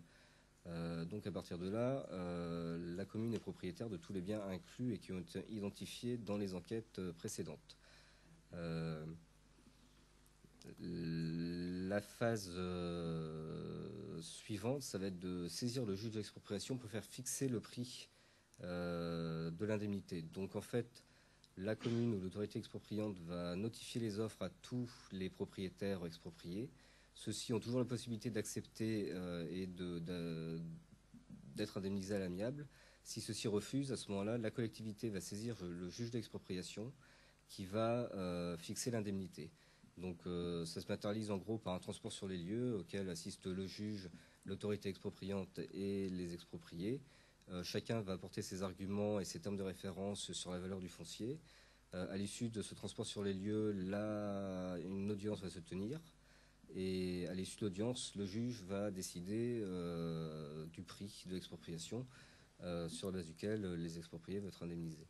Sachant qu'à chaque étape de l'ordonnance d'expropriation, de l'arrêté de cessibilité et de l'arrêté de déclaration d'utilité publique, des recours sont ouverts contre ces actes-là par les citoyens, les propriétaires. Sachant que c'est une procédure assez complexe, il y a beaucoup de délais à respecter, il y a beaucoup de notifications, de mesures de publicité, et chacun de ces éléments, si on en rate un, ça peut être un cas d'ouverture et d'annulation de l'intégralité de la procédure. Donc quand on arrive à l'ordonnance d'expropriation, tant que l'ordonnance d'expropriation n'a pas été purgée de tout recours, il y a toujours un risque d'un recours, d'une annulation et de repartir à zéro de l'intégralité de la procédure qui a déjà duré entre 2 et 3 ans. Alors, les avantages, effectivement, c'est de permettre d'acquérir les terrains pour lesquels les propriétaires n'ont pas souhaité vendre, de faire fixer le montant des indemnités par le juge. Les inconvénients, c'est que c'est une procédure qui est un peu violente pour les propriétaires et qui est quelquefois assez difficile à être acceptée. Donc c'est pour ça qu'il y a beaucoup de procédures de concertation et d'enquête publique pour bien expliquer à la population et aux propriétaires l'intérêt et l'utilité publique de cette procédure qui peut être un peu violente, effectivement, pour les propriétaires. Voilà, alors là, c'est un exemple d'une périmètre de procédure d'expropriation sur la commune de Gavre qui est en cours. Sur la diapo suivante, on va voir le périmètre plus précisément. Donc là, c'est un secteur qui fait, je crois de mémoire, à peu près 2 hectares sur lesquels il y a une quarantaine de parcelles en lanière très fines pour lesquelles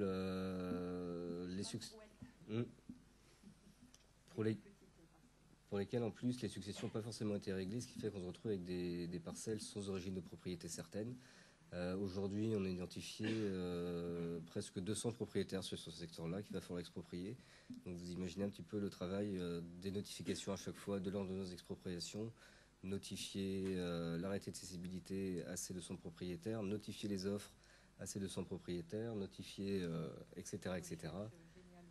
Recherche généalogique.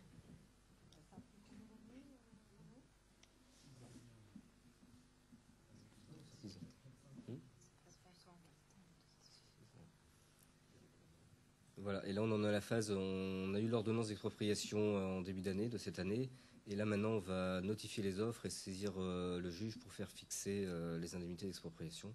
Donc on espère, s'il n'y a pas de recours ou pas d'appel sur ces procédures-là, que peut-être en 2015 on sera propriétaire de l'intégralité de cette zone-là. C'est long, mais il faut bien commencer à un moment donné. Et c'est vrai que jusque-là, les maires successifs disaient toujours on ne peut jamais rien faire avec. C'est un endroit qui est particulièrement bien placé et tout, et on ne pourra jamais rien en faire. Et puis finalement, hein, ça ne pouvait pas marcher. C'était énorme comme travail à faire. Et ben, vous voyez que finalement, on va arriver au bout. Hein. Enfin, c'est quand même important.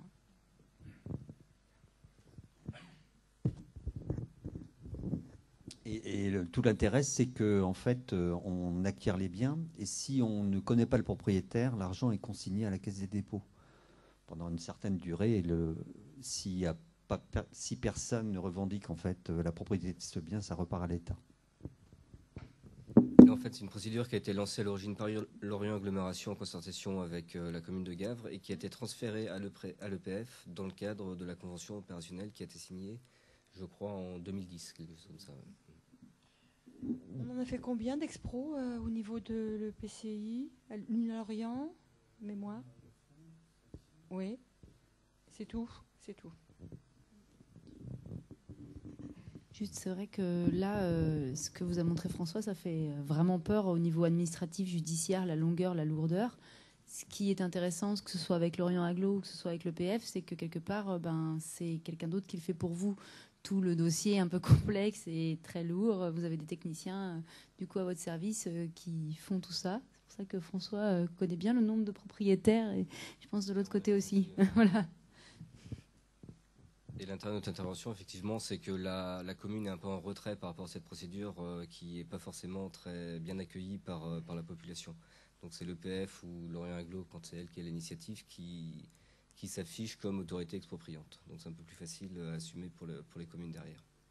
Faut y penser. Comme les procédures de préemption et les délégations d'ailleurs. Vous avez des questions ?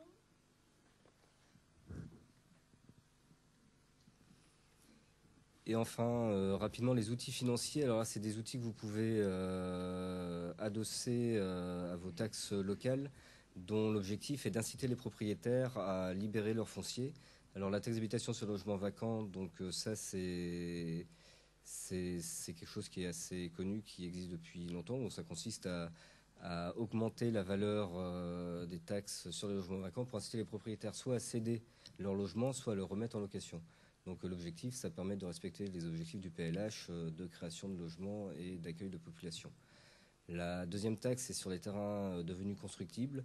Ça permet, lorsque vous ouvrez l'urbanisation, les zones que vous avez identifiées en 2AU ou en AU, de récupérer une partie de la plus-value que va gagner le propriétaire en vendant le terrain qui a bénéficié en fait d'une plus-value du fait des travaux de viabilisation que la commune a effectués.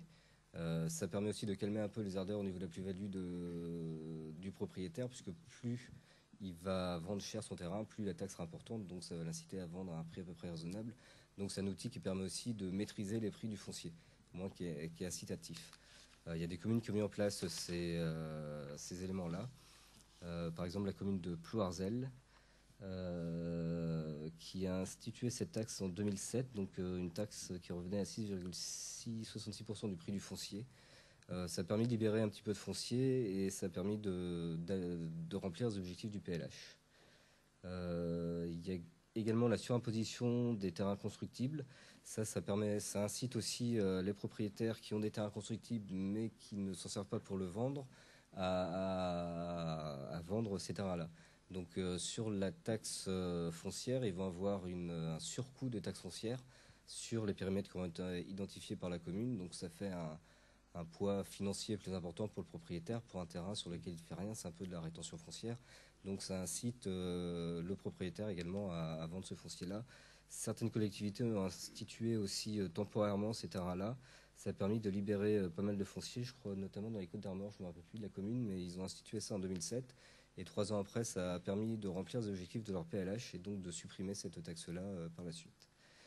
Et vous avez également le versement pour sous-densité qui a été institué il n'y a pas tellement longtemps, qui permet, lorsque les permis de construire ne sont pas assez denses sur des secteurs de densité où la densité a été déterminée par la collectivité, lorsque la densité du programme est inférieure à la densité fixée par la collectivité, de payer une pénalité. Ça permet d'inciter aussi les propriétaires, constructeurs ou les promoteurs à densifier leurs opérations d'aménagement pour permettre de remplir aussi les objectifs du PLH. Donc voilà à peu près. Je ne sais pas si vous avez des questions. Alors, on arrive à la fin, donc c'est le moment des questions, hein, avant qu'on parle des prochaines dates. Je vais tourner un micro.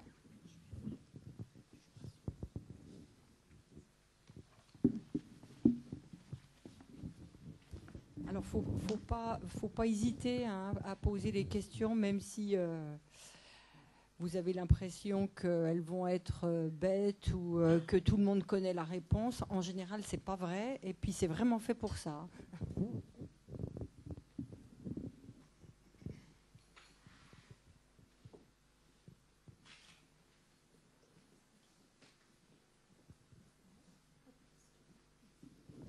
Ça va? Vous savez tout sur le foncier?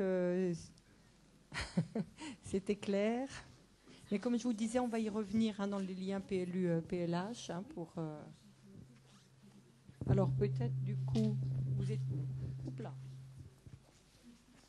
C'est mon téléphone. Oui, c'est pour ça que je l'avais écarté tout à l'heure. Bon, donc, Judith... Alors, la fois prochaine, le 9 décembre, ça sera le logement social. Celle du 12 décembre, 2 par commune, dont le maire, le 12 décembre prochain à 9h. Et puis, on a, voilà ce que je disais. Là, maintenant, il faut qu'on trouve au moins 2 dates. Le lien entre PLU, stratégie foncière, PLH. Et puis ensuite, tout plein d'actions qui sont menées sur l'agglomération et qui s'adressent à vos citoyens et que peut-être vous ne connaissez pas encore. Et donc, ça vous permettra de les connaître et de pouvoir leur proposer d'ailleurs. Voilà. Donc, ce que je vous propose, c'est qu'on regarde peut-être des dates. Et oui, et s'il y a d'autres thèmes que vous voulez qu'on aborde, toujours dans cette... en plus, hein, de ce que l'on aura à faire dans le programme local de l'habitat, mais ça sera vraiment l'élaboration. Mais là, dans vraiment la connaissance commune, si vous voyez des thèmes qu'on n'a pas abordés. Alors, je vous rappelle, hein, tout est filmé, c'est sur YouTube, vous pouvez revoir, etc. Si vous avez oublié ou perdu le lien... pour y aller, on remet à chaque fois dans les convocations, je pense. Il y a aussi les petits dossiers, là, qu'on remet à chaque fois. Et il y a ceux des précédents, hein, si jamais vous ne l'avez pas eu, qui vous permet d'avoir un petit résumé de tout ce qui s'est dit. Un vrai résumé, hein, pas un outil de prise de notes tout petit comme vous avez sous les yeux. Donc, est-ce qu'il y a d'autres thèmes ou est-ce que vous... On en reparlera la prochaine fois, si ça vous vient à l'idée. Il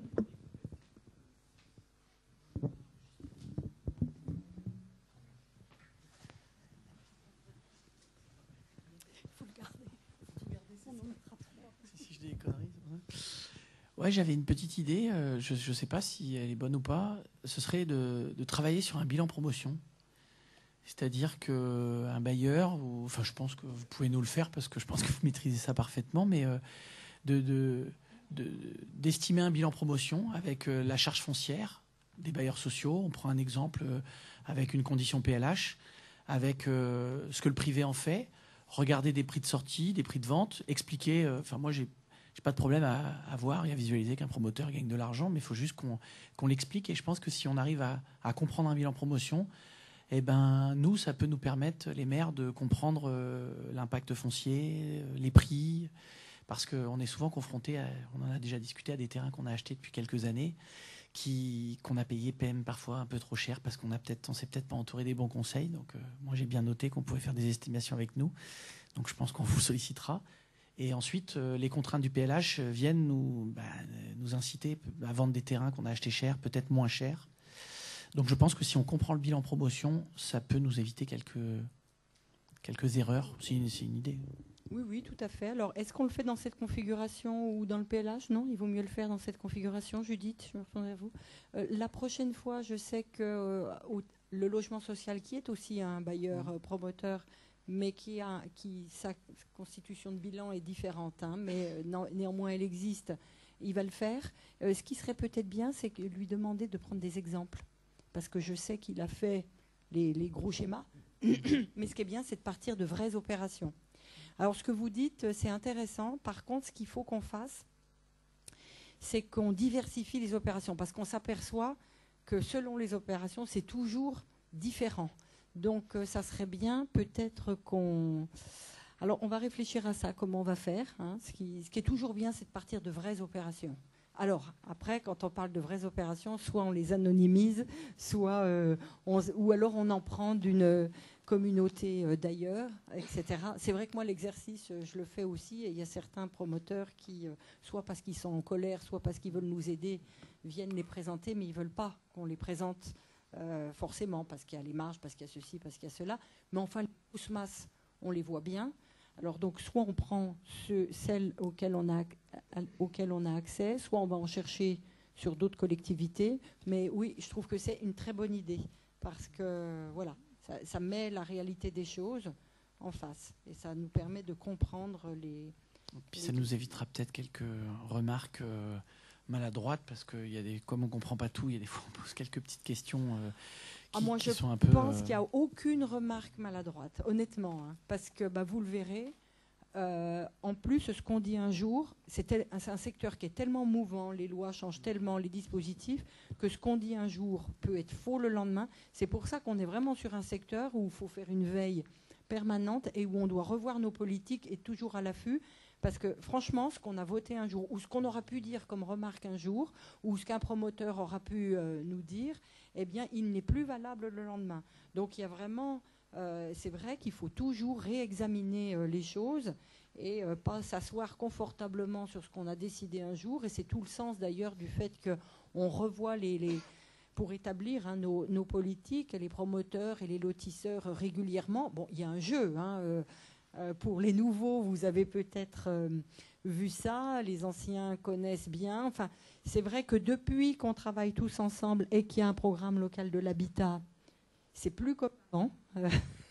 On a connu une époque où effectivement chaque promoteur, même social, j'allais dire, allait négocier chacun de son côté avec les maires. Et comme personne n'avait la vue globale, eh bien, il se passait plein de trucs. Du fait qu'il y a une vue globale et que tout le monde sait qu'il y a un endroit où on connaît à peu près tous les prix, il ne se passe plus les mêmes choses qu'avant. Parce qu'avant... des fois, en observateur de loin, on regardait, et des fois, il y a des maires qui étaient tout contents d'avoir bien négocié leurs trucs et tout. Et puis, quand on regardait de loin, on se disait, s'il savait, quoi, il est en train de payer les logements de la commune d'à côté, parce que quand il y a deux opérations en même temps, bon, bref, il y avait plein de choses comme ça. Là, aujourd'hui, c'est pas comme ça. Par contre, les promoteurs et les lotisseurs vont pas vous dire la même chose à vous qu'à nous. C'est le jeu, et c'est normal, enfin, et on le sait. Quand on fait des réunions, je ne sais pas si certains d'entre vous étaient là à la réunion qu'on a fait sur la programmation. Vous n'étiez pas là, hein, Marc, je crois. Si vous étiez là, bon, ça n'a pas loupé. Hein. À la fin, il y en a qui sont revenus nous voir par derrière. Ah oui. Eh bien oui. Parce que ce qu'ils disent devant, c'est pas la même chose de ce qui. Donc il y a une espèce de jeu d'acteurs, parce qu'effectivement il y en a un qui a dit j'ai pas voulu vous dire et tout, mais vous savez que vous avez une opération qui est inscrite 2 fois, parce que le maire il a donné son accord à 2, et on est bon voilà. Et dans la programmation qu'on a vue l'autre jour, il y en a une qu'on a comptée 2 fois, voilà. Donc il y a toujours ces petits tours de passe-passe. Et puis, comme c'est un secteur qui est compliqué, c'est vrai qu'on a besoin de tout le monde. C'est-à-dire que nous, on a besoin de savoir ce que vous entendez, ce que vous voulez faire, parce que ce qui se passe sur les communes, on n'a pas du tout la même connaissance, ni forcément la même approche. Nous, on n'entend pas les mêmes choses. Et c'est en approchant comme ça qu'on arrive parfois à avoir une réalité des choses. Et c'est valable pour eux aussi. C'est-à-dire que les promoteurs et les lotisseurs, des fois, ils arrivent, ils sont sûrs d'un truc, ils vous affirment des trucs, ça, c'est pas possible, etc. Et dans une réunion, il y a l'autre promoteur qui dit je sais pas comment tu te débrouilles parce que moi, c'est possible. Ah, tiens. Alors, donc, on a régulièrement des choses comme ça, ou certains qui se mettent d'accord pour bien venir nous expliquer que notre politique ne colle pas et que ce qu'on a mis, c'était impossible à tenir, etc. Ce qui est peut-être vrai parfois. Hein. C'est pour ça que je dis, nous, on avance avec beaucoup d'humilité, sauf qu'il y en a un qui arrive par derrière et qui dit, si vous me la donnez, l'opération, il n'y a pas de souci, hein, moi, je vous la sors. Hein. Donc, voilà, c'est un secteur qui est très, très compliqué et où on n'a pas la prétention de tout savoir, hein, ni les uns ni les autres. Et c'est vraiment et c'est pour ça que vous avez raison de dire qu'il faut qu'on regarde des bilans et tout, parce qu'on va monter en compétences les uns et les autres. On croit tout savoir, et puis en fait, à un moment donné, voilà, il y a le dernier dispositif qui vient de sortir, il y a le truc machin, et il faut qu'on se réinterroge. Et c'est vrai que pour l'EPF, ce qu'il faut que vous sachiez, mais vous le savez déjà, c'est vrai qu'on a fixé dans l'ancien PLH, mais on va tout remettre sur la table, des règles assez importantes qui impactent le prix du foncier. Et c'est notre but, d'ailleurs. Et c'est parfois le reproche qui nous est fait. Quand on dit, par exemple, que ce qui est en vigueur actuellement, c'est que toute opération de plus de 30 logements comportera 20 ou 30% de logement social selon la commune et 20 ou 30% d'accession sociale selon la commune, le tout arrivant à 50%, c'est une contrainte. Il y en a d'autres, et vous les connaissez, qui font plus que ça, et il y en a d'autres qui font moins que ça, selon les territoires, etc. C'est un vrai sujet de discussion, ça. Parce que, du coup, il y a des promoteurs qui disent « Mais comment voulez-vous que je vous sorte l'opération puisque je ne peux pas faire l'équilibre ?» Et nous, on dit « Ah oui, mais vous avez payé le foncier combien ?» Et le compte à rebours, là, il est très intéressant parce que, effectivement, il faut faire le compte à rebours depuis le départ. C'est-à-dire qu'avant qu'ils achètent le terrain, il faut qu'ils aient tout ça en tête, et le PF aussi, pour acheter le bien à un prix où l'opération peut se faire. Alors, il y a des avantages, inconvénients. L'avantage, la partie vertueuse des choses, c'est qu'on dit « Ah oui, mais il va vendre à un autre. Ah oui, mais l'autre, il a les mêmes contraintes. » Avec cette règle du PLH, il n'y a aucun promoteur qui peut acheter s'il ne fait pas selon ces contraintes-là. Donc, il aura, au bout du compte, normalement, toujours à négocier le même prix de foncier. Alors, les inconvénients, il y en a plusieurs. Il y a celui où on me dit, et c'est peut-être vrai, ah oui, mais vous allez avoir de la rétention de foncier. Il y en a qui se disent, mon bien, il vaut je ne sais pas combien, et ils sont partis sur un tel prix qu'ils ne veulent pas redescendre. Ils ne peuvent pas faire le deuil du prix. Bon, là, il faut attendre un certain temps. Tant qu'on ne manque pas de foncier sur l'agglomération, ça tient. Si on n'a plus de foncier, il faudra peut-être qu'on se réinterroge. L'autre question, elle est, oui, mais il y a des communes ou des promoteurs qui ont acheté le terrain très cher et il y a longtemps et qui n'arrivent plus à retomber sur leurs pattes. Alors, les premières années, on a fait des exceptions pour justement compenser ça parce qu'ils avaient à faire face à un nouveau dispositif. Et puis, le troisième inconvénient, c'est certains qui disent, même avec un foncier bas, on n'arrive pas à vendre la partie libre suffisamment chère pour compenser les exigences. Bon, là, on regarde, puis on dit, après tout, si la collectivité est exigeante, il faut peut-être qu'elle mette la main à la poche. Donc voilà, c'est tout ça. Et effectivement, on ne peut pas travailler là-dessus tant qu'on n'a pas bien compris comment se passent les mécanismes, les bilans d'opération. Alors, bilan d'une opération immobilière ou bilan de ZAC ou bilan d'une opération, quoi. Juste une petite remarque par rapport au bilan. Il faut considérer qu'on a deux types de bilans dans une opération. On a le bilan aménageur et on a le bilan constructeur, qui peut être un promoteur X. Le bilan aménageur, il est là pour fixer le prix de sortie du foncier aménagé. Dans le bilan constructeur, on va compter tout ce qui est gros œuvres, corps d'État, ainsi de suite, les frais financiers, ainsi de suite. Et on va rajouter le prix de la charge foncière qu'on aura calculé avec le bilan aménageur. Alors vous voyez bien que dans certaines opérations, on va avoir un type de bilan aménageur. Pourquoi? Parce que c'est un lotissement et que les gens vont construire eux-mêmes. Puis dans d'autres opérations, vous allez avoir les deux bilans à construire parce que vous allez avoir un promoteur qui va construire sur le terrain en question aménagé. Voilà, c'est une petite remarque. Faut séparer les deux bilans. Hein. Vous décidez comme vous voulez, tant qu'on comprend, c'est parfait. Mais en tout cas, je comprends bien la différence. Et on a ce besoin-là, on a besoin de comprendre les deux modes. Tout à fait. Bonne idée à retenir. Donc, il faudra qu'on trouve les bons interlocuteurs et les bons exemples pour pouvoir présenter ça. Ouais. Vous pouvez aussi présenter les vôtres si vous souhaitez. Ouais, mais c'est toujours des contre-exemples, nous. Donc, on aimerait bien aussi d'avoir des exemples qui marchent, quoi. Oui, mais... C'est pour ça que je comptais sur vous. Oui, tout à fait. Mais on apprend beaucoup des exemples qui ne marchent pas. Donc, c'est bien qu'on fasse tout. C'est quand on voit des opérations qui ne marchent pas qu'on se dit, mais où est-ce que ça n'a pas marché, quoi. Donc, après, on décortique.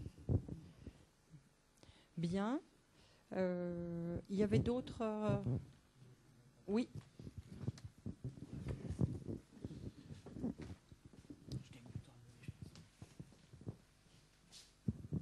Merci. Non, je voulais tout simplement faire part un peu de ma déception parce que j'ai une petite expérience d'essai d'aménagement sur la commune de Gestel. Et je suis très déçu. C'est un projet qui a commencé à voir le jour en 2008, qui n'est toujours pas sorti de terre, qui a du mal d'ailleurs à sortir de terre parce que depuis... les lois ont changé, particulièrement la loi Cellier, qui n'existe plus, qui était là au départ. Les gens, le projet devait au départ nous être remis, les clés devaient être remises en début 2014, donc il n'est toujours pas parti, il n'a pas encore commencé. Donc les gens qui étaient intéressés sont partis, eux. On devait avoir des commerces se sont installés ailleurs. Donc on a aujourd'hui un projet qui est totalement dénaturé par rapport à ce que l'on avait prévu, disons, et qui nous emballait. Aujourd'hui, il ne nous emballe plus. Et donc c'est une déception très grande de la part de bien des gens.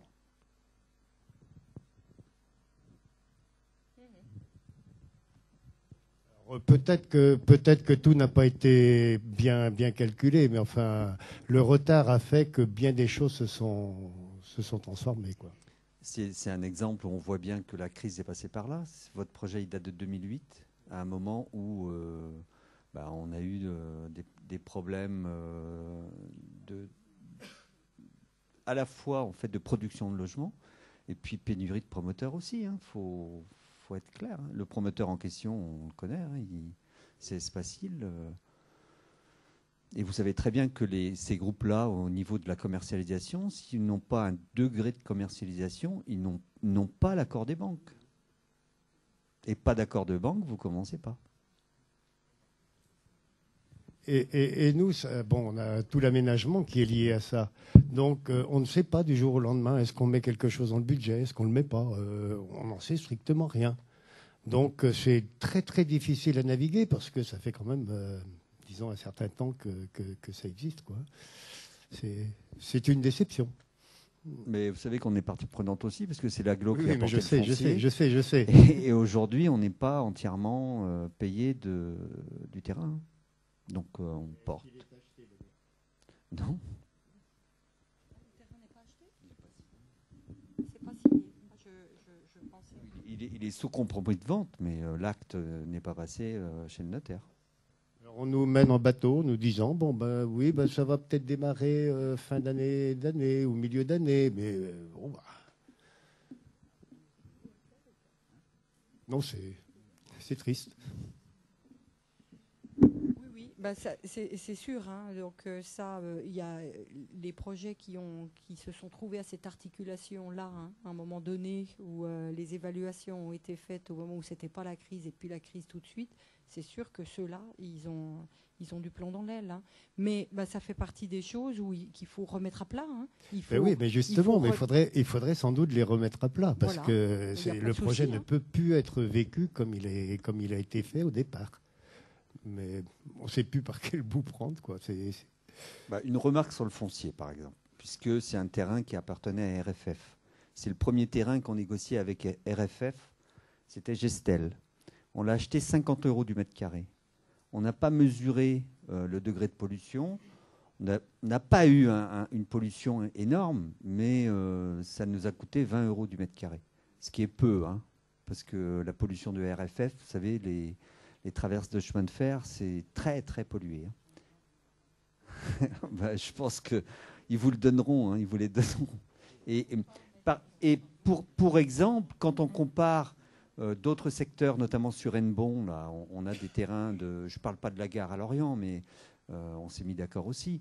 Mais on entend dire aujourd'hui à Hennebont que RFF est prête à négocier à 15 € du mètre carré. Vous voyez que sur un territoire, et je rebondis sur la qualité des négociations de l'EPF, ils ont une vision sur l'ensemble de la Bretagne.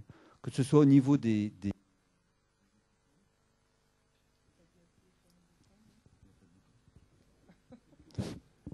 Il me semble qu'on a essuyé les plâtres aussi à Gestel un peu, non? Sur le prix de départ.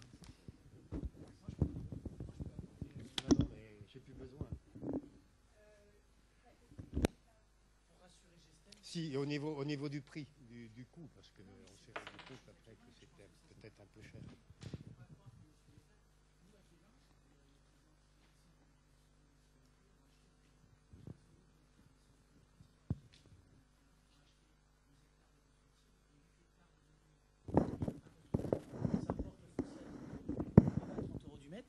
Il y a énormément de gens, même les bailleurs sociaux, qui peuvent plus construire.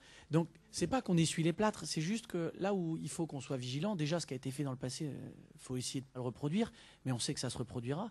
Moi, je pense qu'il faut qu'on fasse très attention à une chose, c'est que quand tout va bien, moi je suis conseiller fiscal et financier, donc l'immobilier je connais un peu, mais je connais surtout les dérives aussi.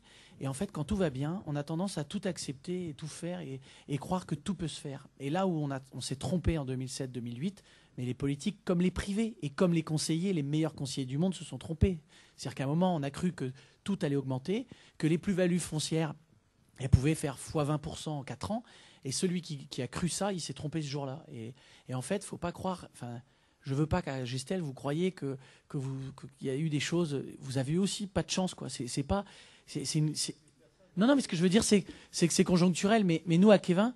Je vais être franc, c'est que c'est encore plus grave, c'est que nous, la ville a non seulement acheté cher le foncier, donc ça veut dire que on va avoir du mal à rentabiliser, mais en plus on a fait des travaux, et donc tous les maires qui sont là, je vous le dis, parce que ne faites pas les mêmes erreurs, c'est-à-dire que quand on fait des travaux, faites-vous conseiller, après choisissez les conseillers que vous voulez, Lorient Aglo, l'EPF et des privés si vous voulez, mais ne faites pas des travaux sans être sûr de quand ça va être réalisé. Faites-les par échéance, quoi. Nous, on a tout fait, et je vous dis franchement, je le dis, c'est public, hein, on a 5,6 millions de travaux. Entre l'acquisition et les travaux, l'acquisition foncière plus travaux, on a 5,6 millions de dépenses, on a 140 000 € de recettes. Donc vous voyez, voilà, ça c'est un exemple. Donc là, vous êtes déçus parce qu'il faut peut-être remettre un truc à plat, mais c'est porté par un porteur qui a les reins solides. Vous voyez, imaginez un peu. Moi, je pense que si j'appelle l'EPF maintenant pour récupérer mes 5 millions d'euros, ça va être plus compliqué, quoi.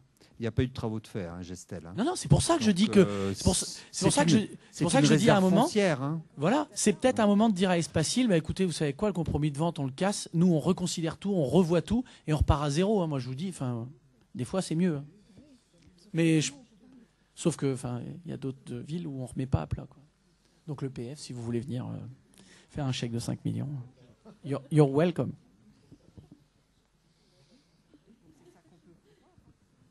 Moi, ce que je peux vous proposer à ce stade, hein, mais bon, vous verrez, c'est qu'on se rapproche et puis qu'au moment du PLH, d'ailleurs, ça sera fait, mais en dehors même du programme local de l'habitat, parce que ce n'est pas tellement dans la politique de l'habitat, c'est traiter cette question-là particulièrement.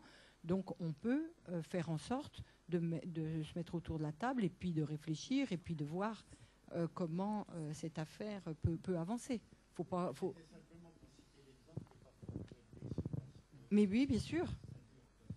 Mais ah bah oui. Madame Détraz, vous avez dit quelque chose. Pardon. Vous avez dit quelque chose de tout à fait juste tout à l'heure, c'est-à-dire qu'à un moment, nous, on est puissance publique. Enfin, chacun a des niveaux et des degrés moindres.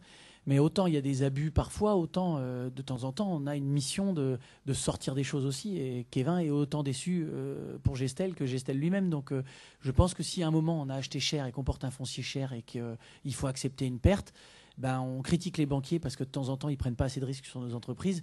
Et ben nous, si à un moment il faut peut-être qu'on reconsidère, en tout cas Kévin sera solidaire de Gestel, s'il faut qu'on reconsidère un montage financier et qu'on revoie une opération à la baisse et que l'agglo en a un petit peu pour son argent, ben, j'ai envie de dire c'est aussi la mission. Donc moi je trouve que la proposition de remettre à plat et de revoir si autre chose peut pas être fait, parce que là c'est nous qui achetions. Ben, je sais bien, c'est pour ça que je parle de l'agglo. Oui. Mais moi, je le vois en tant que maire de Kévin. Nous, on vient d'acter le fait que sur notre ZAC, on va perdre 3,6 millions ou entre 3,2 millions et 3,6 millions.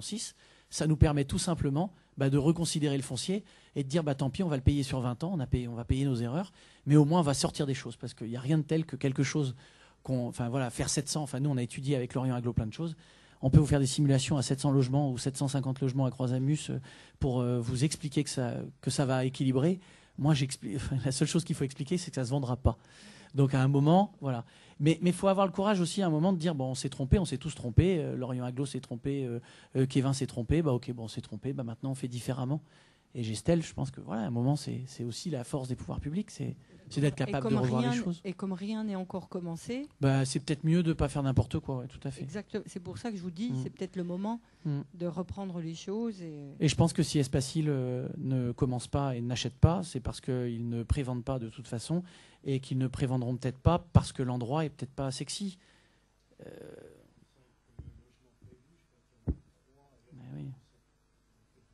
Mais dos à la voie ferrée, donc après faut regarder les choses en face aussi. Des fois, c'est.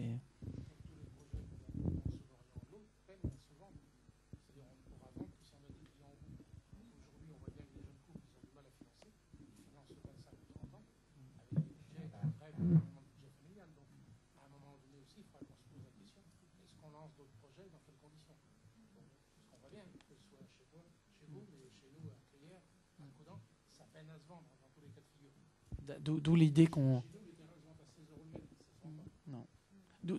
a eue de faire une communication sur le PSLA, par exemple, parce que moi j'y crois. Enfin, je trouve la formule intéressante, attrayante, et je pense que peut-être que l'accession libre c'est compliqué, peut-être que le PSLA c'est l'issue. Aujourd'hui, ça marche pas. Enfin, moi je trouve que ça marche pas. Et il faut peut-être communiquer dessus pour expliquer aux gens qu'on peut les aider, quoi. Et que ça coûte, parce qu'on va baisser les prix, quoi. Et après, il faudra aller faire un petit tour du côté des banquiers, je pense.